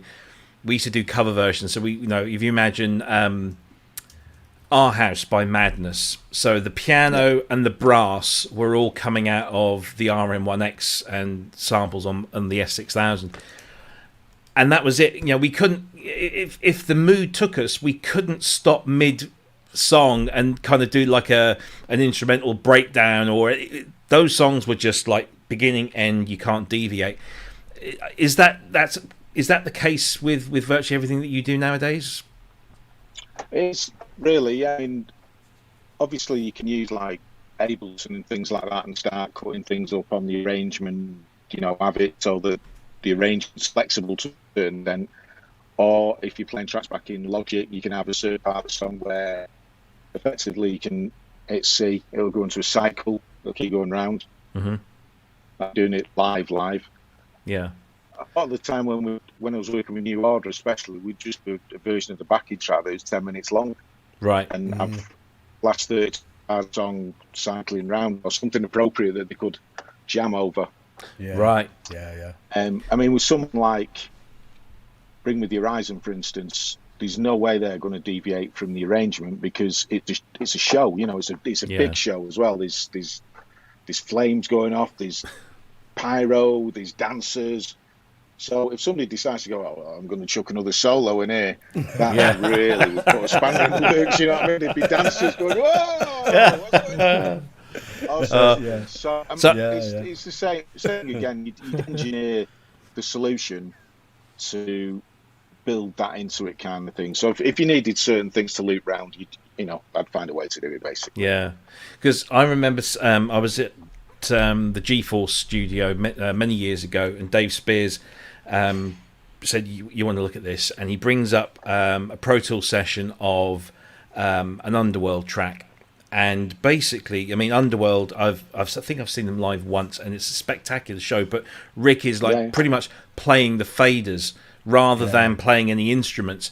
And it turns out that essentially what they've got, and I don't want to give kind of too many secrets away, but they've kind of got like every track in the song is like always playing. And then they just fade in and fade out the bits that they want and build the track using the mixer. So the mixer is the performance tool. And if at any point they wanted everything, they could literally put everything up and you'd hear everything. But they're just, and I thought, well, that's a dead clever thing to do, because then you can just put that on a loop and just bring in the keyboards and the bass bits and all the percussion. You can just drop it in and out. And when you see Rick on stage, it's just mixing with his fade desk. And so I guess that's another way of getting around that. We want to improvise a little bit here, and we can change things up a little bit as long as everyone's in on it. They know what they're doing, I guess. I suppose there's still a skill to that as well. Sorry. I was just saying, I suppose it's still a skill and a performance in itself, that, isn't it? Getting it. Of course the it right is, dynamics here and there. So you can always email Ben if you've issues with it. You can always email me, mate. I'll help you out any way I can. I'm on the email now, Roger. Guys, have you got any questions for Roger? Yeah, while we're on the topic of live music, I got to have some fun. It was a couple days ago, talking with friends and doing another just gear talk, and it'll be out on our friend Aaron Russell Imperfect's channel. But one topic that came up that I thought was very applicable, and would like to hear you address this, and it might be helpful for all of us in the audience. On that show, there were two of us that had a significant amount of live experience playing and gigging and all that stuff, and two others that did not, that were in studio recording, kind of musicians. And the topic of of setup for playing live came up, and some aspects about it that wasn't, that reveal themselves to be different than, say, what you do in a studio. And I was curious. I mean, I've got a couple questions asked about that, as far as when you're thinking about doing live work, about gear setup. What are some of the steps to take to minimize problems with live equipment, like things going down, things happening on stage that aren't supposed to happen, whether it be with your gear, your sequencers, your amps, whatever it is? What were some of the steps that you would recommend to people? Well, first thing is have two of everything. Mm-hmm. Yeah. In all seriousness, have at least two of everything. So, I mean, for instance, Alt J or Bring Me the Horizon, we use a big rack that's got like the main stage elements in there, a little bit of Pro Tools, that kind of thing. All this, it's a sided rack with a J-cut. All the you can switch over on the fly. So, spend the screens, listening, hear something go, hit the right switch to change over to the B system, whether it's main stage or for Pro Tools. Honestly, spares is a crucial thing. Good cables, right? That is crucial. A good set of cables, cables. Even better, learn to make your own cables. I make most of my own cables. Same with power. Never underestimate. That dodgy four-way that you might okay, but you got a socket that occasionally goes up. Chuck in the bin, go and get another one. It's those kind of things where. Sorry, Roger. Sorry. What about power conditioners live? Would you use power conditioners live? I use quite substantial UPSs wherever I can. Yeah. So, and I try and use an online one. So whatever's coming in. So, for instance, at my studio now, all this is going through a big UPS, because the voltage here can vary between 118 volt and as high as 255 volts. Yeah. It's 205 volts coming into my studio now, but I've got a UPS that clamps it at 230. So everything's going through it. And I have the same thing live, really. I mean, I have it for a different reason. I may have it for a battery backup if the power supply, mains power starts kicking out, so I don't do it. If I've not got a UPS on the rig, I'll always have something called a Furman, which is a power conditioner. Normally sits at the top of a rack, with lights in it, and it's got 10 IECs on the back, and they're anti-surge protected. Anything like that is better than not. I've been researching those, because I'm thinking about getting some rack units in here and putting everything that I've got stacked around the place into those, and just having one of those at the top of every rack. That's what I've got here. I mean, don't know if I could show you there. That's my outboard stuff, and each one of them's got a. So it's like the middle one's all on 10 gear, so that's on 10, and then the other two are 240 racks. And they've all got a Furman on the top of them. Is that Space Echo there as well? Probably overkill. Yeah, it was. It's in the list of things to repair. So here's a question. I've got 501, that's at home. Here's a question for you about power supplies and stuff. So, as you probably can see, I have a thing about old vintage synthesizers myself. And Indeed. Every now and again, something comes up that I think, I'd like to buy that. And I scroll through and I realise that it's from America, so it's 110, or it's from Japan, so it's 100. And I don't want to have big, bulky, step-down, whatever it is. When you're gigging, I mean, do you get combinations of different power requirements? Or when you're going overseas, obviously everything... the band are bringing their gear, maybe they're from the UK, everything's 240, and they go to a country where it's a different thing. How does that all, get taken care of? Well, normally when I go on tour America, so all the backline rigs that I put together are all, 230 volts, 240 volt UK power. So if we go to America, the PA company will supply us with 240 power. And it's written into the technical rider for the gig. It's like, well, if you've not got 240, we don't do the show. Right. Nice. Yeah, I like that. It becomes someone else's problem. Old Jay's rig is slightly different. That we go to America quite a bit and occasionally go where it's a TV show, for instance, where we might not have the luxury of someone bringing us our own 240. So we take a transformer with us that's in the rack, and it's a big enough transformer to run everything with various taps on it, so you can deal with Japan, you can deal with America. It just takes a little bit of time to set up. I figured there was probably a solution, but I mean, it's one of those things that. No, go ahead. Sorry, as far as the studio conundrum goes, like if you've got a few things in 10, I mean, the area is you have one bucket transformer step down, and then you have some US power strips, right? Sockets on, so you change the voltage once, and then you have like a sub power bus basically to run all your 110 stuff. That's the way I do it. Oh, right, yeah. I mean, I can't be bothered with it all, so I usually skip buying anything that has, a Japanese or I mean, thankfully, most bits of gear have, they're switchable, either auto switching or manual switching power supplies, and so it doesn't really matter. But with older stuff, it's not always the case, is it? Guys, I'm hogging Roger here. Have you got any questions for him? I want to know when you worked at Strawberry. What time period was it? It was, let me think, it was 1982 to 84. Oh, so not a dramatically exciting time. So it was after Joy Division had happened and all that sort of stuff. Yeah, and I was after 10cc had stopped working there, but it was just a good place to be. It's a lovely desk in there, lovely control room, loads of history, loads of I was bases in there popping myself. in, I thought we might have crossed paths at some point, but I was in there in 1987, and I was only in there for a fortnight, but it was superb. It was a fantastic studio, great atmosphere and everything. Yeah, I've only ever read about Proper it, never studio. seen it. It was superb. That desk was amazing.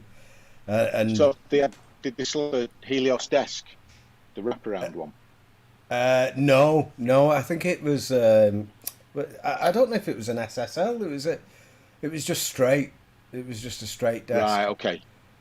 Because that Helios desk, because that's the one you often see Martin Hannett sat behind. It was all automated though. It had all the flying faders and everything, and like in 1987. That was like witchcraft to me. That I was like watching these faders move on their own. And it was like, whoa! yeah. Listen, I still get a buzz out watching my pre-song. It's the fader flip button and the magic.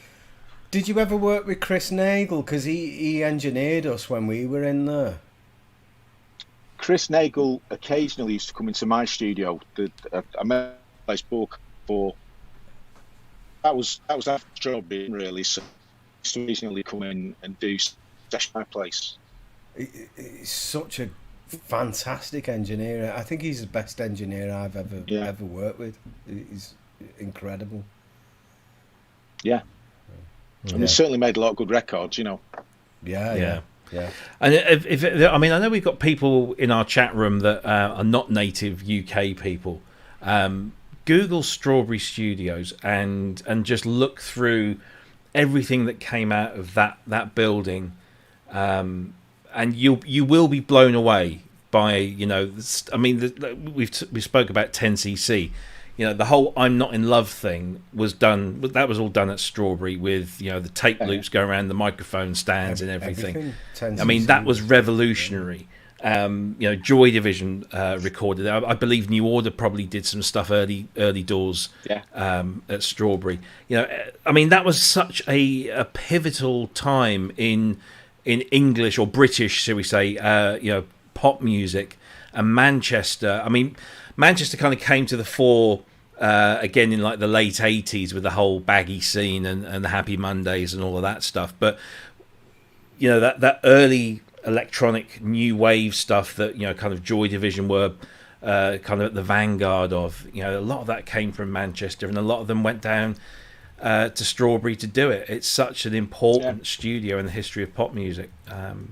It was, I think I'd put safe bet on saying it was the best studio probably in the Northwest. Yeah, certainly through the right the way through the 70s. There were certainly other studios, but nothing with that, you know, heritage, and you know, everybody went to Strawberry. You know, you wanted to go to Strawberry. Where does everybody else go? Strawberry, right? I'm going there. Yeah, you know, I couldn't believe when I got my foot in the door. It's amazing. Yeah. I've been in a lot of studios, especially in the north, and Strawberry was the biggest deal for me. That was like, oh yeah, I've arrived. Because I grew up listening to Joy Division, you know, and then later New Order. So to work with Chris Nagel in Strawberry, it was like, I've arrived here. Yeah. I've done it. I hadn't. I was mistaken, but it was just with me, you know. No, it's fantastic. I mean, loads of books. I mean, I've got loads of like Mick Middle's books of, you know, that era, you know, the Factory era and all that. And Strawberry is always, it's this thread that runs through all of that kind of music history. It's fantastic. So yeah, if you are watching. I was going to say it's like Manchester's Abbey Road. Yeah, really. Yeah, definitely. Yeah. Absolutely. It's the same sort of magnitude in my view, you know, as important, definitely. Yeah, definitely. Absolutely. Couldn't agree more. It's kind of interesting to see how things will work out, because, I mean, we've had over the last however many years, 70 years or so at least, these classic recording studios that have been sort of epicenters of really great music making. Strawberry, Abbey Road, over here in the U.S., you know, like Sun Studio or Sunset Studios. Of course. These epicenters really, and I'm kind of wondering what will happen as time progresses, because there's been such a shift, and especially now as COVID has hit, that we're seeing a lot of people already doing music at home. I mean, that's what I do now, and most of us are having music projects at home, and even with our bands not going to studios as much anymore, I wonder how that's going to affect the music industry as far as some of the collaborations that happen in major studios. Well, I mean, I think in a way, sort of over the last 10 years, I think a lot of the big studios that survived the end of the 90s and through the noughties have had the renaissance, really, because people have, you know, realised that how do we get that? We need big room that's treated with a bar's worth of mics. Have we got that? No, we've not got that. Right, okay, we're going to have to go in the studio for a couple of days, record the drums, and then we'll bring the stems and let's mix them anywhere, you know. So I think a lot of studios may be a use for that. And I know there's a studio in Nottingham that I used to use. I've done mixing there, so in the 90s and stuff like that. And then their studio trade really, it dropped off, apart from they had these amazing rooms where you could record big drums in there. They had all the microphones, you know, they had plate reverbs in there and things like that. So they had to sort of focus their client base to that, really. You know, it's like, come record your drums here and then take your bits away, and you can have the room for like £200 a day and all the microphones. That's okay. You know, I'll happily do that. I'll happily go and take some work to someone else, and hopefully thing will happen to me. Or someone will go, right, okay, he's got a load of synths and a load of, you know, old effects. Let's go and use his facility for a day. You know, I can see a lot more of that kind of thing going on, because everybody can't have all the same gear. So, you know, I've got a very stretched collection of stuff. People come in, they really like it, you know. There's also the psychology aspect of it as well. I think that, like, once you're put in that different environment that has got a bit of history to it, and you raise your game. You don't absolutely. You don't want to be the one that turned out something shit. You know, so you raise your game. This amazing place. Yeah. Oh yeah, that studio's boss. Apart from when he went in it, and it sounded naff. Yeah, and it made it sound like a turd. Yeah. So you There's always do. one. You get into the moment, don't you? And even I think like one of the least expressive, especially in the 80s, instruments was the keyboard, the synth, because there wasn't a lot of opportunities for expression with that keyboard. You know, you had vocalists that could do what they do, and drummers. And for the synth player, you kind of like that's your sound, and that's the way you go with it. But I did stuff in studio sessions that I would have never have done on my own. It was like I raised my game because of where I was. And it's also that lack of distraction, isn't it, as well? Yeah. I don't know. Maybe you got to talk to your home music producer there, buddy. It's me. He's rubbish. But yeah, I mean, what you say is like, you know, if you're in that space, not only is there's clearly a vibe, there's an aura. You know, if it's a famous place like Strawberry or Abbey Road or Psalm, you know, you've got history that's got to inspire. But also the fact you are in a creative space that was built specifically for the creation of music. And everything that you need should be there, or can be there if you want it to be there. And you're not stuck, you know, in here where, you know, the other side of the door you've got screaming kids, or the cat wants to come in, or the phone's ringing, or it is a real shame. I mean, I saw Psalm West before it went and closed down, and then I saw it afterwards, and it's now flats, and Trevor's moved down the road to, you know, these little boutique type studios, but he's still doing his stuff. But luckily, there are other places like Air that are still going, where you can, if you want a big room with all of those mics, you can still go there. So fingers crossed, we've plateaued, and you know these places won't all go. I think it's probably happened. The great studio cull, as it were, has happened. I think, you know. So anyone that's got a studio now has hopefully got a reasonable business model and make it work. Yeah. I I mean, think maybe it's just a thinning out, isn't it? About this, and this thing about a environment coming in the studio. I think one thing that focus you tend to go into a real studio is the fact that you're paying money for it. Always sharpens the mind. Really sharpens your attention. Yeah. It's a big part of it, that, and rightly so. You know. Yeah. Yes, I mean use that time productively.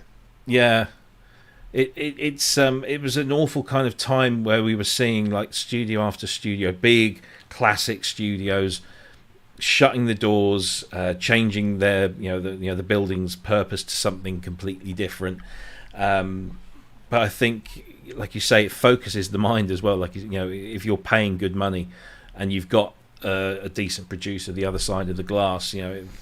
Got to perform, but yeah, fingers crossed. And maybe we'll see a resurgence. I don't know. Maybe there will be a demand. Things go in cycles, don't they? I think Roger's right there. I think it's possibly already starting, because we've all got this. Well, not all of us, but like a lot of us have got set up to tone where we can turn out great results, but it's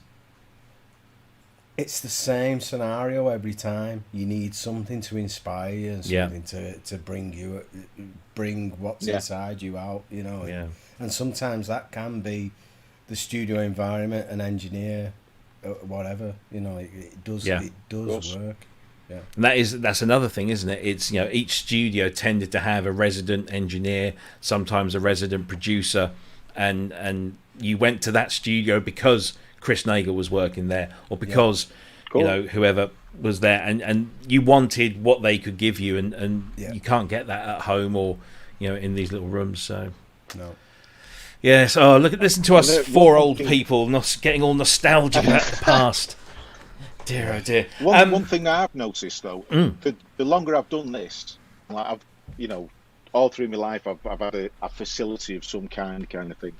and I wouldn't dream of going anywhere else to mix anything that I do now. I have no need to go. Because you know it, And oh, it's great. I've had this for 20 years now. I Right. intimately know everything that's going on in this room, and there's a lot to be said for that. Nothing wrong making records at home, in the room, on a laptop with just a controller. It's it's the end product really. Yeah. That's the important thing. These great records we've made in the past. Straight to a 2-track or to a 4-track. Loads of great things being made on a laptop with Ableton. They're just tools at the end of the day. Yeah, that's true. And those tools are so readily available now, and even the thing that can't be duplicated is the people at the studio that you interact with, as as Robbie was saying, like that engineer that I want to go work with. But at least and the tools that we have, like, I can pull up a plugin that sounds like Sunset Studio, like I'm recording there. Yeah, so at least it's not going to put you in the same headspace as being there. But at least, like, as far as the sound, there shouldn't be, so many excuses of why a home recording can't sound good because we have so many tools to do that. But, of course, it really puts it back on the person that's doing the work and going, well, at the end of the day, whatever room you are in and whoever you're with, it still comes down to what you're going to put into it. Yeah. Yeah. I think that the laptop, especially, is sort of level playing field for people. You are as good as your skills now. Really. Yeah. And it's up to you where you utilize your skills.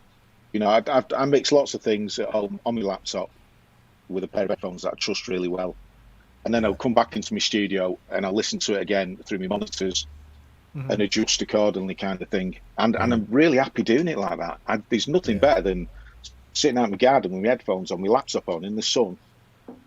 Yeah, that's amazing. That's amazing, you know what I mean? Yeah, and to get the sonic results that you want and expect, Yeah. I think we're very spoiled. Good time. Yeah. It is. Absolutely. Right. Let's round up a few of the other news topics before we get towards the end of the show, because there are one or two here that I do want to kind of discuss.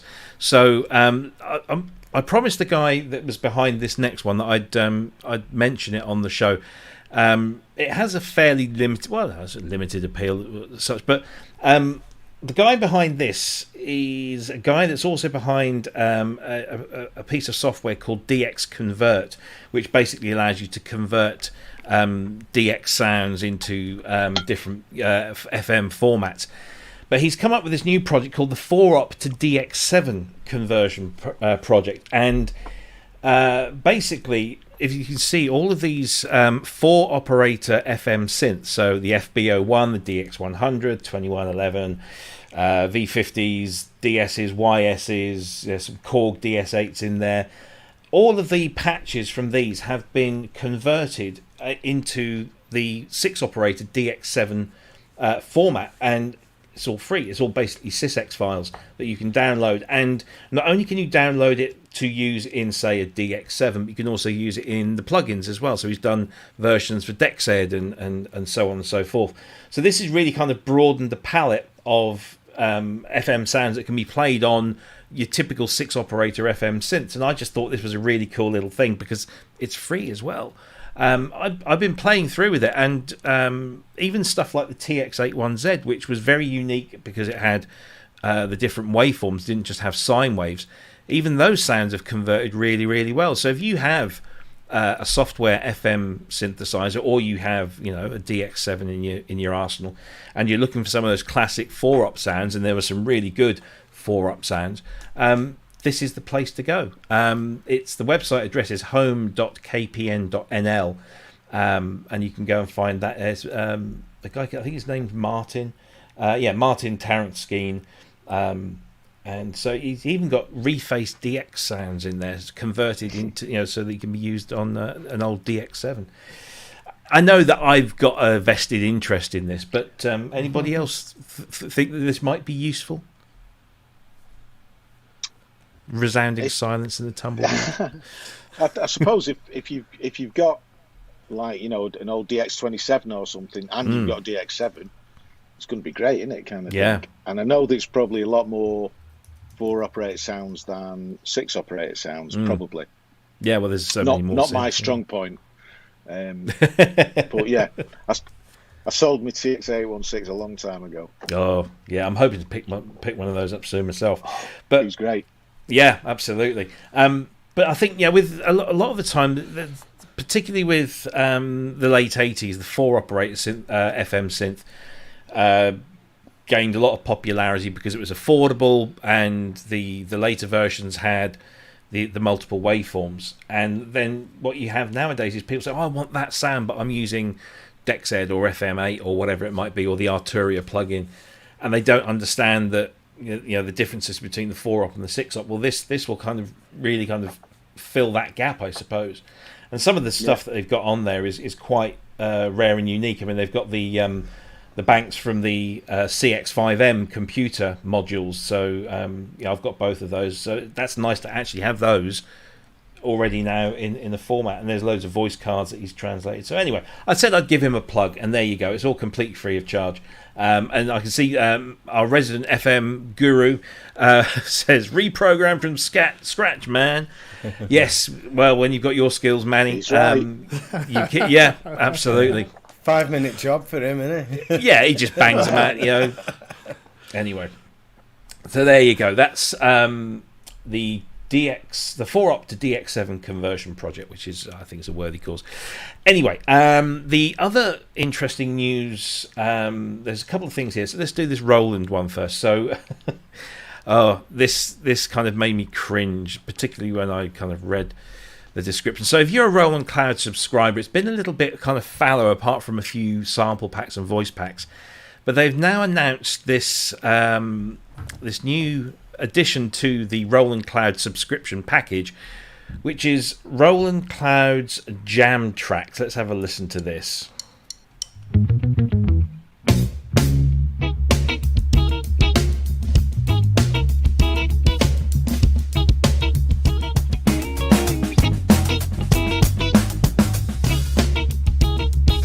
So there's basically 6 different types of pack. There's a blues, a retro, there's a 80s pack.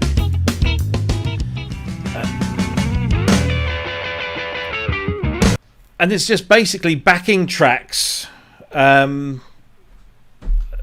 you just download and pick and choose and mix them up in your DAW. It's just WAV files or stems, and you can just mess around with them. And this is the first time I've really scratched my head and thought, really, Roland? In 2021, you're sticking out basically backing track stuff. I mean, I can't imagine this is going to be appeal to any. I mean, I downloaded them because I kind of feel obliged to, because I pay for the bloody cloud. But anyone else is incredulous as I?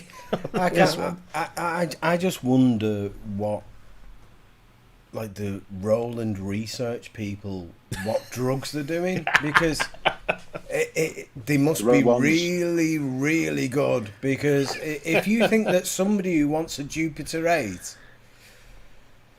or a Pro Mars also wants backing tracks, then you're on a different planet than everybody else. That just doesn't make any sense. It's like, okay, give us some way of kind of playing something like that, but that it's just, I don't know, it's just not, it's not what the Roland Cloud people want, and I don't think that it's good for the Roland Cloud brand, which at the moment is possibly the strongest thing that Roland's got going for them. Yeah, I think that this is the jewel in Roland's crown at the minute, and they've just basically let a seagull shit on the crown. It's say what you mean, Ben. Say what you mean. Sorry, it's like it's not. It doesn't make sense. It doesn't make sense. No, it's okay as a product for somebody as a garage band add-on. It's great, yeah. But not for Roland Cloud users. You're going to destroy the brand. I did think it's the just one not very useful Roland. part. Yeah, well, exactly. Yeah, it's not. It's not very Roland at all. Yeah. So But I was going to... Oh, sorry, go ahead. No, I was trying to think, like Ben was like, I don't want this. I can't think of anybody else that would want this, particularly if you're subscribing. I subscribe to the Roland Cloud to get all of those classic plug-in synths. The sample packs I could really, I don't really use them. And these I would never use. But I did think, if I wanted to practice my mixing skills, or if maybe somebody said to me, I want you to produce or mix a rock track, and I'm thinking, well, I've never really done that. I've only done kind of electronic. So maybe these would be useful. I get those stems in there, and I can just build a backing track and then mess around with it. I could see that might be slightly useful to me, but other than that, no. Sorry, Cryss. It's an odd one as well, because I was going to say, particularly in Logic, you've got like your drummer sort of personalities and things like that. You can almost build what is going on there with bit of Logic, really, and probably get something that's maybe a bit more inventive. Yeah. I don't know. It's weird. It's weird. It's like I don't know. Can't work it out. Ben, you said when we were talking about this a few days ago, you said, "Oh, look, it's Twiddly Bits 2021." But at least with Twiddly Bits, they were MIDI files. You could manipulate them however you wanted. You could do anything with them. Whereas this is just audio. Yeah, but when I said that about Twiddly Bits, I thought there would be some sort of way of editing it into what you wanted. Okay. Yeah. I wasn't having a go. I was just, No. You're right, because this isn't. It isn't as advanced as Twiddly Bits. I think it's not like the drummer in Logic where it'll adapt to what you're playing. It is. I think it's what it is, isn't it? It's a tape at the end of the day. Yeah. It's bonkers. I think the problem with this is not so much the product itself, because somebody has a use for it somewhere. I would personally think that what's going on in, say, something like GarageBand is a lot more useful. In fact, my wife can play multiple musical instruments, but when she puts together some music for her YouTube channel, she'll just go in there and grab some samples and put together some bumper music or something, and it's easy. And so there is purpose for some things like this. The problem is that this is coming with Roland Cloud, and they think that this is going to build their whole economy of this system. And I feel like some of these companies, IK Multimedia and Roland in particular, tend to let crap sit around in their system just because it looks like there's more to grab. Native Instruments, let's put them in there as well. And that's the problem. And people are screaming like, hey, where's the rest of the classic Roland synths? And lately, here's a great idea. If you want to move, you want to bring out a product that's not one of your synthesizers. Roland and Boss have one of the most famous effects collections in history. In Roland Cloud, why isn't there that's not a part of a built-in synthesizer? Why isn't there a CE1 and a Dimension C and everything else, a DM2 and all these kind of things that people have been asking for and that would go nuts over? And look, Arturia's doing it. They're releasing their June 6, and then they're taking the June 6 chorus and releasing it as a plug-in and the Dimension D. And so they got their head screwed on right. But Roland, what the hell's going on? This doesn't make me want to keep using your services when you're going to put out tons of sample instruments and, when the things that people are really screaming for. And, it's pretty... granted, forums are a small part of their user base, the people that frequent forums. But, there's such a... across Facebook, across KVR, Gearspace, everywhere else, our group, there's such a unanimous call for a very select set of things that Roland could provide really well. But they keep, here's a drum set from Roland. Or, here's a sampled D50. We have a real D50 algorithm, but you can have the samples instead if you want that. No, I don't want that. Yeah. Where's our effects pedals? These classics. Okay, rant over. Step off the soapbox. No. It's like everybody's crying out for, say, I don't know, Roland vocoder. You know, everybody wants a virtual version of the Roland vocoder. So we have brought you the Jupiter 80. It's like nobody wants that. They listen to what's going on. You know? Yeah. But you know, talk about Roland. I was going to say, I've got a System 8, which I thought was, well, I still think it's a great keyboard, but it's like that. Yeah. I feel like that's been left dead in the water. I was full expecting a fleet of models to come out that would run on all their, catalog of synths is incredible, and I think we got 4 or 5, and then they just stopped development on it. It wasn't a cheap synth, Yeah. It's always the case with Roland, isn't it? It's like there's been countless things that I remember the V-Synth GT. I bought that and it was like 2,700 quid. It wasn't cheap. Yeah. And literally about like a month after I got it home, I went onto the website looking for the latest updates. It said discontinued, and it's like it'd been out a while, but. Come on, if you know it's going to be discontinued, at least like give me some money off or something. It's like I feel as though I've been ripped off. It's been a great definitely. synth. It's been a great synth, and I've had loads of use out of it. But I hate the fact that, like a month after I've got it, with that amount of money, I can't download the latest drivers anymore because and it's been that case more times than I can remember with Roland. More than anybody else. You've got other companies that support things for years and years and years after they've been discontinued, and kudos to them, for doing it. But Roland's terrible for that. I bought a Yamaha UX256, which is a 256 channel MIDI interface, USB MIDI interface. Bought my first one in 2000, and it still sits under that rack there.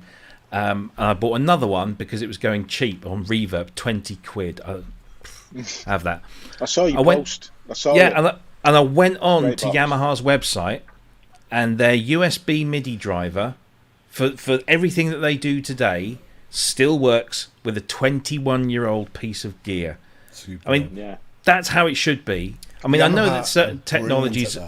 Yeah. I mean, certain technologies are unique, and there has to be, I guess, a point where they stop support. But yeah, it's bonkers, and this stuff like this doesn't help. It doesn't help their image or their credibility.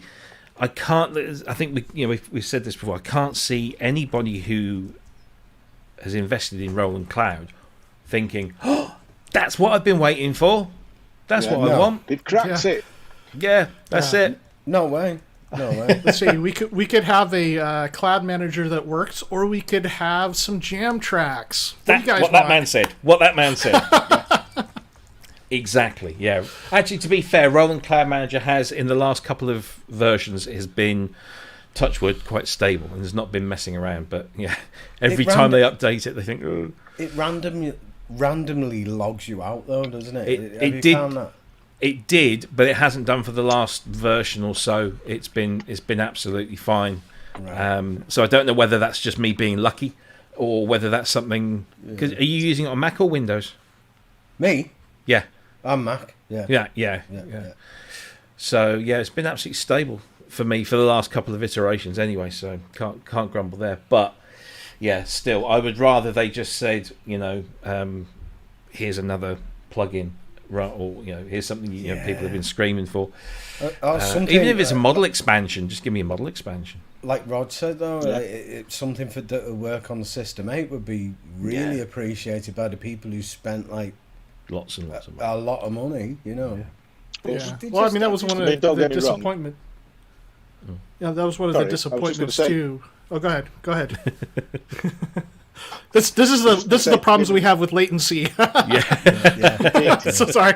He thought it's going to be a thing now. I was just going to say, don't get me wrong. That's the System 8 in particular. It's a great thing. It's a great product. I was just so disappointed that they just killed it. They killed it as it was going like that. You know, that's a very useful thing with loads of knobs on it, loads of, you know, you could fit virtually any of their old synths in there, and I'm sure it'd work. Yeah. I don't know why they've not done it really. So yeah, I'm just a bit disappointed with Roland when they do this thing. Fantastic, and then when they live do, synth that. The system mate's great for live because you can use it as a main stage, like hub.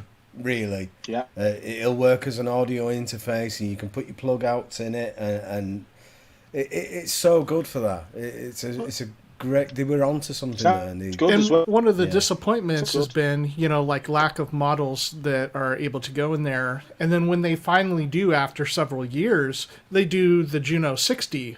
It's like, okay, yeah, there's some minor differences between the Juno 60 and the Juno 106 in terms of tone and the circuitry, of course. However, like on the spectrum of Roland synths, they're like sitting right next to each other. Like, why not?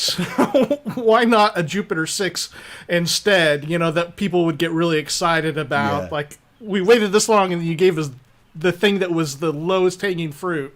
Yeah. Jupiter 6 would have been good. Yeah, we're still waiting for that one. Anyway, that's Roland Cloud and their disappointing jam tracks, which are available to all Roland Cloud subscribers as part of their I think it's still at the top 2 tiers. Get it as part of the package, and you can, if you really want to buy them separately, I think you can. But I can't see sales being that prominent. A couple more things. Thumbs down for that one. Talking of companies supporting their products, here's one of the good guys. MODAL Electronics, we're big fans of theirs. We've had a couple of the guys on the show, and for Cryss and myself, this was very welcome news that Cobalt has now received its 1.1 firmware update, and the MODALapp has had an update as well and a redesign. And basically, it's 6 all-new algorithms have been added to the Cobalt 8. Some of them featuring FM, but I have to be honest, I haven't really sort of dabbled with them too much since it came out. So we've got an FM saw square, we've got an FM square, we've got an FM tri-square, a noise AM saw, a noise AM square, and a noise AM triangle. So these are different algorithms. If you're not familiar with the way that the Cobalt does things, it has these kind of algorithms which are combinations of oscillators that you can then pick and choose and then blend, and it's a really kind of rapid way of getting some really, you know, very good sounds in a very short space of time. They've updated the app as well, so it's a little bit more intuitive and looks slightly different, and had some improvements in there. So yeah, and of course these are all completely free of charge. So if you are a Cobalt owner, all you got to do is just download the latest version of the app. Again, that's free. And as soon as you plug your Cobalt 8 into it, it says we've got an update for you, and away you go. And it's fairly good. Cryss, have you had a chance to play with this on your Cobalt 8 yet? You know, I haven't, but I'm looking forward to those new oscillators. They sound really interesting. So, I'm looking forward to having to play with those.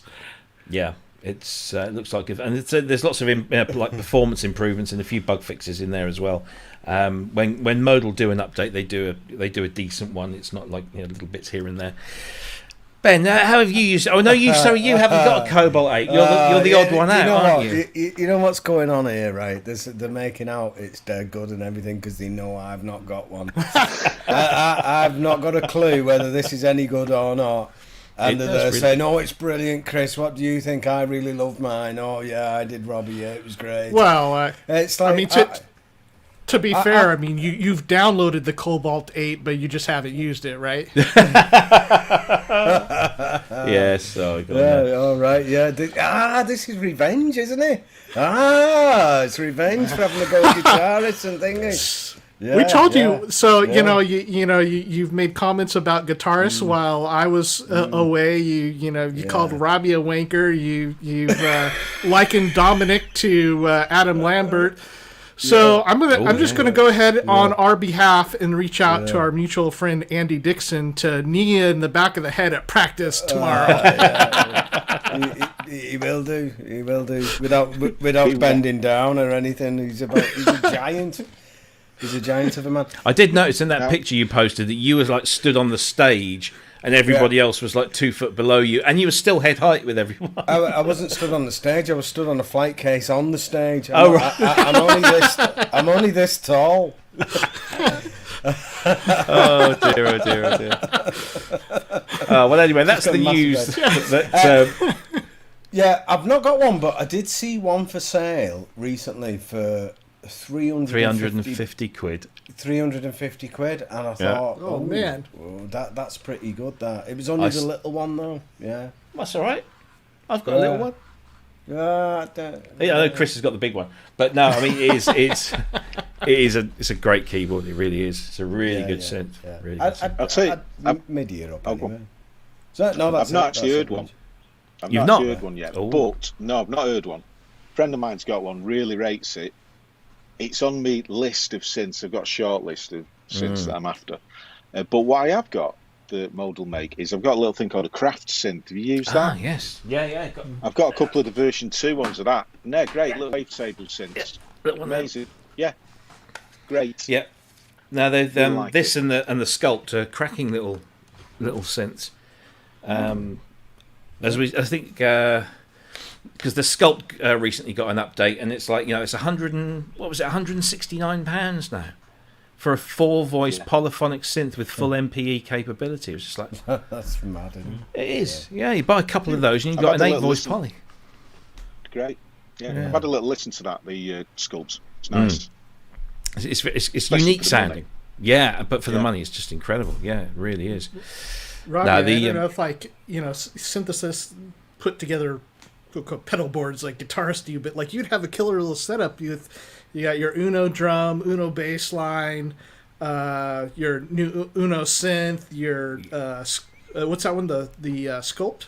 Sculpt, yeah. Yeah. Just all those all together, these little synthesizers hooked up. That'd be pretty cool. I've got my TD3. I've got my little TD3 as well. Yeah. Nice. I got commissioned. Oh God, how many years ago this was? They were doing this thing, and it was for an environmentally friendly kind of little festival thing. And I said, do you know what I can do? I can set up a rig that everything is powered by batteries, or by you can power it off the mains. So I had my MPC 500, I had my stylophone, I had my Yamaha SU10, I had a couple of, and then I had this little 25 key controller that was battery operated. So nothing was, I could literally go out in the middle of the field, and this was, it must have been about 10, 15 years ago, which was quite, I guess that was kind of quite unique back then. But now you've got people, bands like Battery Operated Orchestra. But I mean, I don't know if they use everything that's battery operated, but yeah, it's such a revolution now that you can just pick these things up, chuck a few AAAs in there or double A's, and be making music. What a world to live in! I love those. I love the Roland boutique things for that. I wasn't 101 and. I think some of them are nice. No, I had the JP8, and as I've said many times in this show, I was really disappointed because the Jupiter 8 with 4 voices. I mean, what the fuck's the point? What's the point? How disappointing was that? Very, and that put me off the whole thing. Like, it's run out. Oh, whoa. Yeah. Oh, thank you, vindicated. SH Dome is great. Yes, I heard that. Love it. Yeah. I think the drum machines are probably good, aren't they? I had the JX08 or the JP08, and I still have the JX03, and I thought the JX was a much better one for that format. And plus, with the knobs instead of those little mini sliders were so difficult. But they're a pain. Yeah, I mean, I got that JX03, and I started playing around with it. Like, this thing sounds really good, and then I went and got a System 8 because of it. There you go. Job done. Yeah, job done.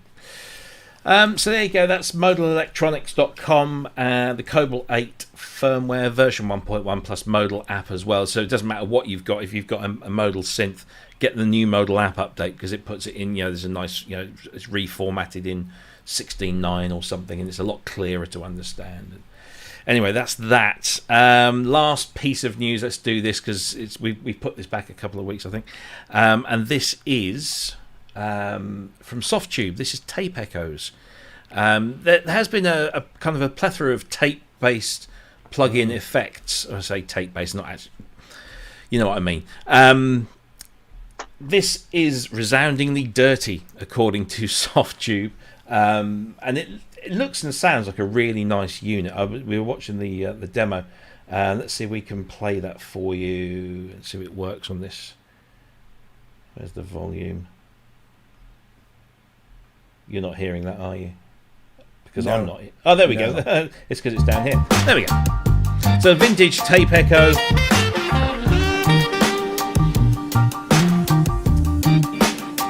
Got a delay on there, and I like the they've used some kind of dub in here as well.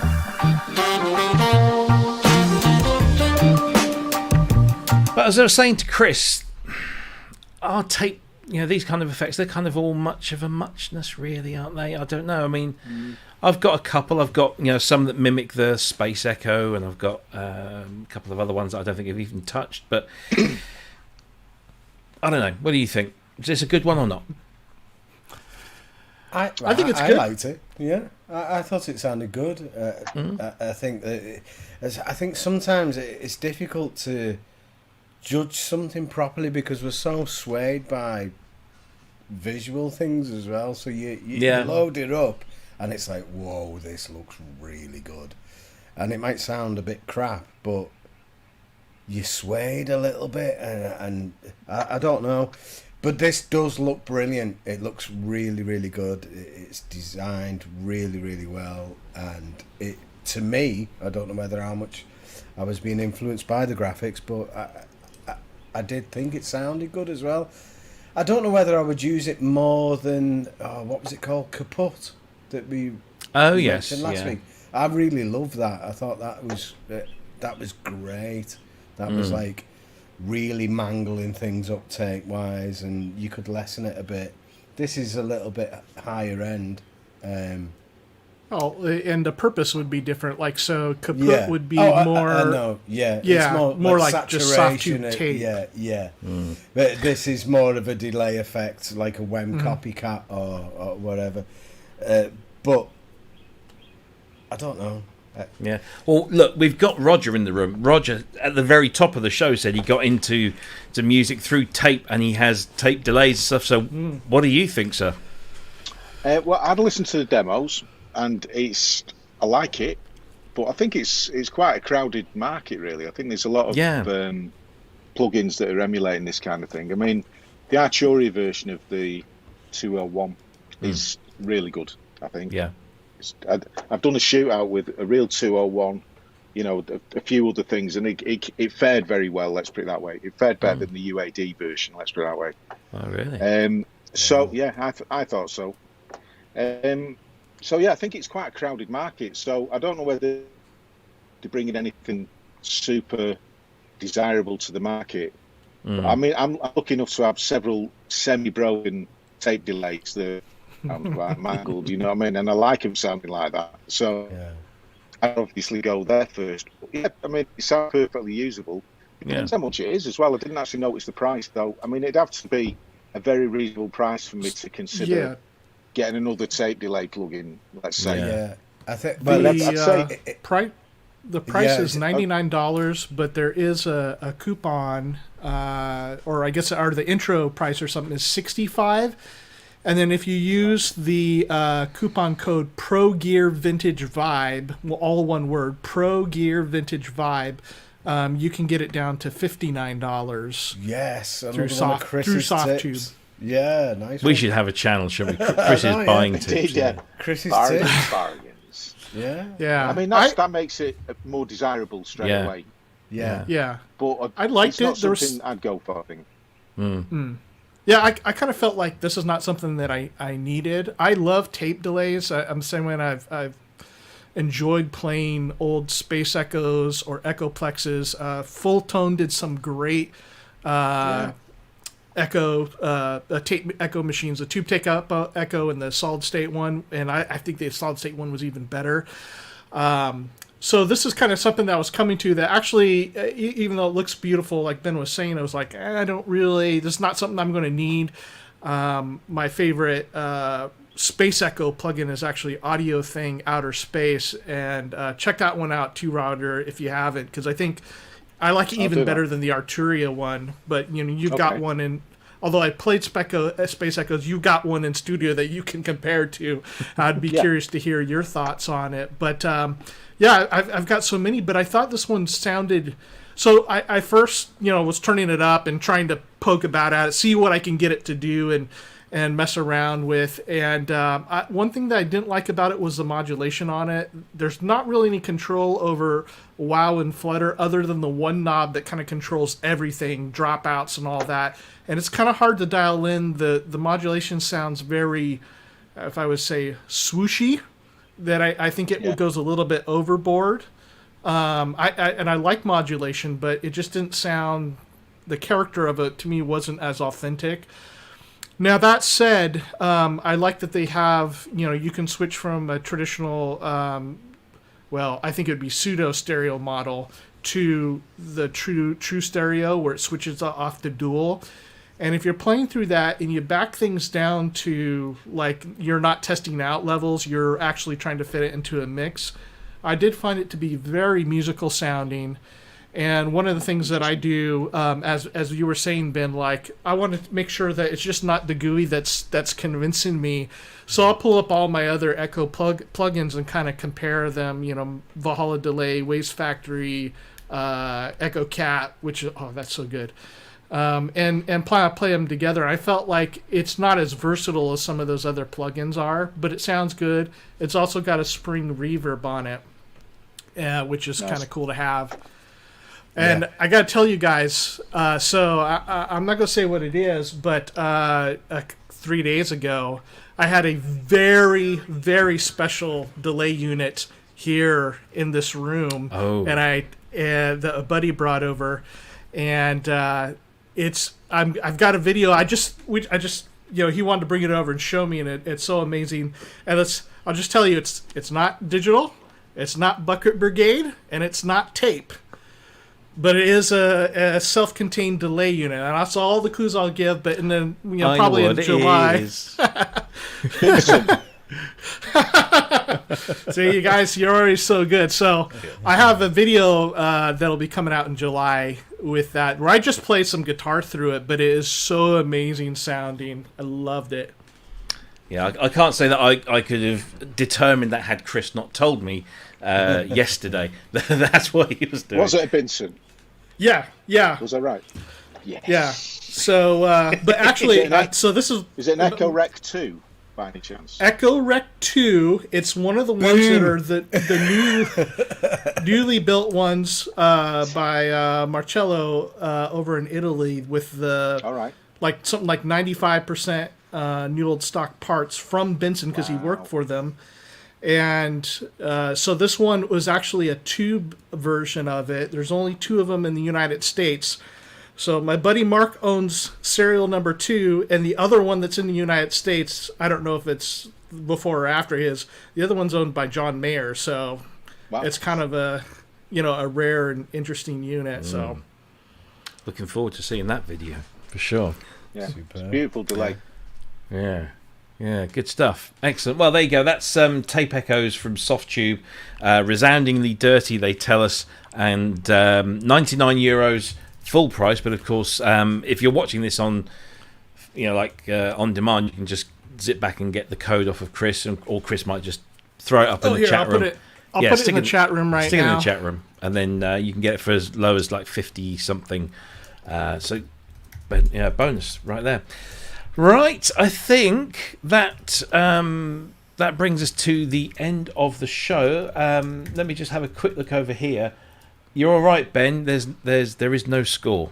Oh, so, it's okay. Don't worry. It's not ruined anything, has it? It's still like 0-0. yeah. Oh, you look gutted, mate. I might be lying though. Devastated. I might be lying. I might be winding you up. You'll be fine. Don't worry, mate. Yeah. Anyway, Roger, thank you ever so much for joining us. It's been an absolute joy to have you on. Internet connections, by the by, we've kind of managed to get through this, and thanks for sticking around and for telling us your stories and sharing your your studio with us. We'll have to get Well, back love to have on. a chat. You know, and if it's a chat about gear, Yeah. great, you know what I mean? Well, Or synths. He's in. You know where we are. But yeah, we'll get you back on again soon. Maybe we'll try and get you on. We'll do a test first and make sure that the internet is, because now it's absolutely fine. Yeah. But it's kind of like being a bit in and out. But hopefully everyone's kind of benefited from your knowledge and expertise and your opinions, which have been most welcome. Thank you ever so much for coming on. Thank you. It's been an absolute pleasure and an honour to speak to you. Chris, Ben, anything lined up for the coming week that you have going on? I'm going up to the Winking Man in Leek tomorrow to. The Winking Man. Yeah, it's a pub in the middle Very close of to me, nowhere. that. Oh, there you Is go. it? Roger said he's buy you a pint. Call in. I'll get you a Apart from me, pint. it's all that. I'll get you a pint if you come in. Yeah. Yeah. So You doing a gig? No, we're just rehearsing. We were rehearsing there last weekend, and we're carrying on this weekend. And it's my birthday on Sunday, so that's why I had a couple of scoops tonight. Nice. So, yeah, Very nice. Pretty good. yeah. How about you, Chris? You more ARP 2600 work? Yeah, well, if I have time for it this week, but we'll put in some. We'll have another video coming out this week. We'll be putting out for Synth Network. Got to meet up with one dentist synthesis friend, and hopefully we'll be able to meet the other one for the first time this coming week if things work out. So looking forward to that. Someone special we've had on the show. Indeed. So just look. I'm trying to think if anything else is going on. I don't know. No. I'm just having fun right now. How about you, At the Roger? moment, Have you got anything lined up, or are you working in the studio or doing anything else? I'm actually I'm revving the engines up for Bring Me the Horizon and preparing them to go out doing an arena tour in September. Oh, right, good. So I'm rebuilding their racks at the moment and converting it all over to using MADI rather than analog. Mm-hmm. Right, and that I'm in that world at the moment. I'm making coax cables for digital signals at the moment and doing that kind of thing, you know. Lovely stuff. Well, good luck with that, and hopefully, fingers crossed, it all goes ahead. This government doesn't screw I'm things up optimistic. again. Yeah, Yeah, good well. stuff. That's the only way you can be, isn't it, I think? Once again, thanks ever so much for joining us, and thanks to everyone in the chat room for your comments, your feedback. I hope you all enjoyed the show, as we have. Thanks for sticking with us, especially you footy fans. Hopefully we haven't spoilt anything for anyone. Be interesting, but we will be back same time next week. Who have we got on next week? I'm trying to remember now. Kent Spong. Oh yes, it's Kent. I had a lovely chat with Kent. Kent Spong. There we go. We've coloured his cheeks up a little bit there as well. Look at that. Kent will be with us next week. He is synth repairer extraordinaire. And I was on the phone to him for it must have been about 2 hours this week. And it was just like amazing. So if we get that kind of level of storytelling that he was telling me on the phone this week, it will be a really fun show. So Kent is next week, and then I know what I'm doing. I haven't got my list up because my list tells me who is coming on the show. So that's Kent next week. The week after that, oh yes, this is the one. Now Ben, you've got some good news here because you've actually had a cancellation, so you will be able to make July 2nd. Yes. I was looking forward to this show, and then found out that I was gigging on the same night, and how we was going to arrange it so I could drop in on the conversation, because obviously, as you're probably going to say, who he is. Mr. JJ Exalic. Very influential person. Yeah. Fairlight Supremo, Art of Noise, Pet Shop Boys, yes, Malcolm McLaren, all the sorts of people he's worked with. Yeah, really, really looking forward to speaking to JJ. And of course, Ben, you can make that one, so that's cool. Yeah. July 2nd. Week after that, we've got a new guest to announce. We have not announced this one before. This is Simon Glenister. Now, if you don't know Simon, guessing most people won't, He's got a really, really cool and interesting career. He used to be the drummer in English kind of folktronica band called Tung, T-U-N-N-G. They had some minor hits back in the day. But Simon is actually kind of local to me, and he runs a company called Noise Solution. And Noise Solution works with young people, male, female, 18 to 24 kind of age range, who maybe erring on the wrong side of the track, shall we say. Maybe that's probably the simplest way of putting it. And re-engaging them through music technology. So he has a studio in Bury St Edmunds, and they also do home visits, and they'll take a laptop, and they will get a young person engaged with making music, any genre, any type, but here's the technology, get something out, and using creativity and music and art to re-engage these people and hopefully give them a sense of achievement and what have you. Probably the most powerful way of changing somebody's Absolutely. Absolutely, and he's been super successful at it. So we're going to have him talking about how he's using music technology to help people change their direction in life. So that's fantastic. Week after that, which is July 16th, we've got Dominic Hawken. He will be coming on the show and subbing for me again because it's Record Store Day Drop 2 on the 17th, and so yes, I will be outside a record store queuing up to buy a ton of vinyl, most of which is still down here, which I haven't got around to listening to yet. This is the one that Dominic kind of gave me a new name for. This is Regimental Sergeant Zippo, the Lost Elton John album. That was what he called me after, so I still haven't listened to it yet. But yeah, some good stuff on there. So yes, Dominic will be here July 16th. And then we're very happy to announce another new guest. Someone we haven't had on the show before, but has been in the industry a very long time, is also the guy behind an application that's used on Mainstage called Backstage Pass. And he develops the platform and the libraries for that. Mr. Jim Danica, all the way from Nashville. He'll be joining us on July 23rd. Following that, we've got this guy. At last, Mark Doty. This is the day after my birthday. This is actually my birthday present to myself to get Mark on, and that will be very interesting. And then, yes, we've got... Oh, yes, another new one that we can announce. Mark Reeder. Another Mancunian. I'm sure Roger probably knows Mark. Mark's been out in Berlin.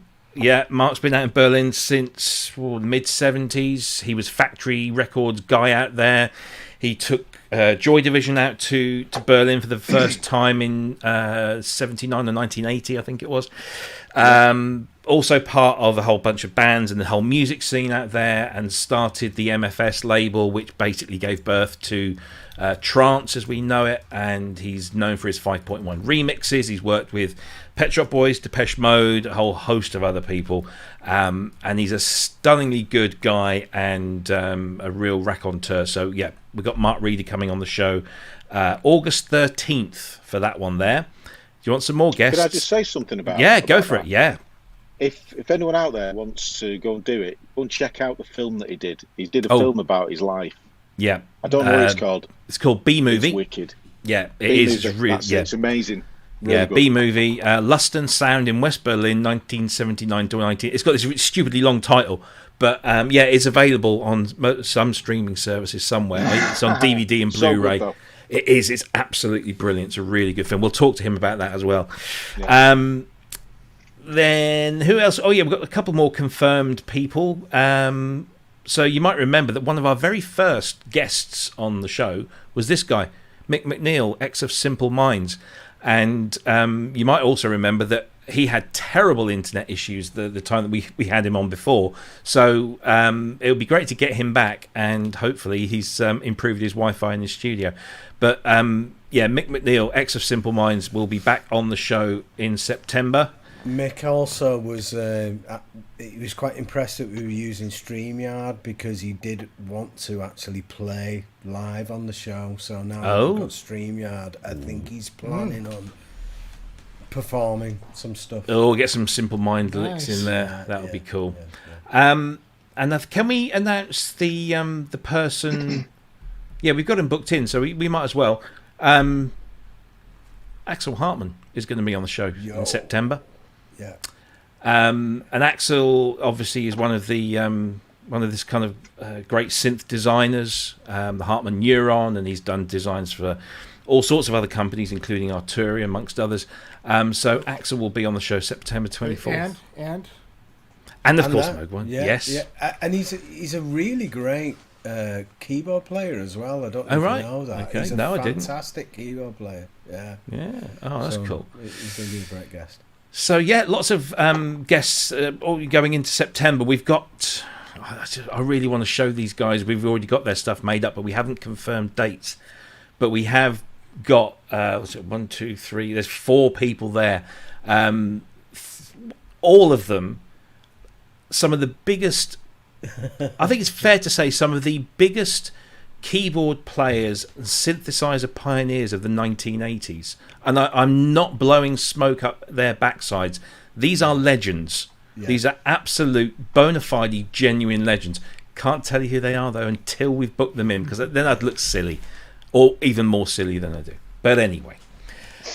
That's who we've got coming up. So please do stay tuned. Make sure you hit the like button. Hit it now. Do it now. Because apparently there's a difference between hitting it during the show or after the show. So hit that like button now. But most of all, hit the subscribe button. And do share the show around. If you think that there are other people that might be interested in watching them, please do share the link around. Share the YouTube channel and grow the audience even better. But yeah, loads of great guests. And we've had a great guest, of course, today, Mr. Roger Lyons. Again, thank you very much. Roger. We'll have you on again soon. You. If you'll come back and grace us with your presence, 100%. We'd love to have you. So thank you ever so much, and thank you again to all the chatties. Thanks. If you have any suggestions, I see Brett Lemmings here is suggesting that we get Alan Wilder on. I'd love Alan Wilder. He may be one of the ones I didn't mention. He may not. No, he's not. I'd love to have Alan Wilder on. So yeah, if you have any suggestions, or more to the point, if you know anyone, if you actually, I mean, not just your friends with them on Facebook, if you actually know someone and you have a dialogue with these people and you think they might make a good guest, let us know, let them know, and put us together. And that's going to be great. And we've kind of got some of that stuff going on in the background already. So yeah, please do. We'd love to have these people on, because I know that you would all like to experience them on the show. We'll be back same time next week. Don't forget, if you want to donate to the show, there's the address. The link is in the description down below. Please donate if you can. It just helps keep us on air and keeps this pristine 1080p quality that we're broadcasting with nowadays. And of course, don't forget to join us on the Facebook page and all our social media channels to keep up with what we're doing. Thank you ever so much to everyone involved today. Thank you to Roger. Thank you to Ben. Thank you to Cryss. We will see you same time, same place next week. Go and enjoy the football if you can now. And have a great weekend, y'all. Take care. Bye-bye. Bye-bye.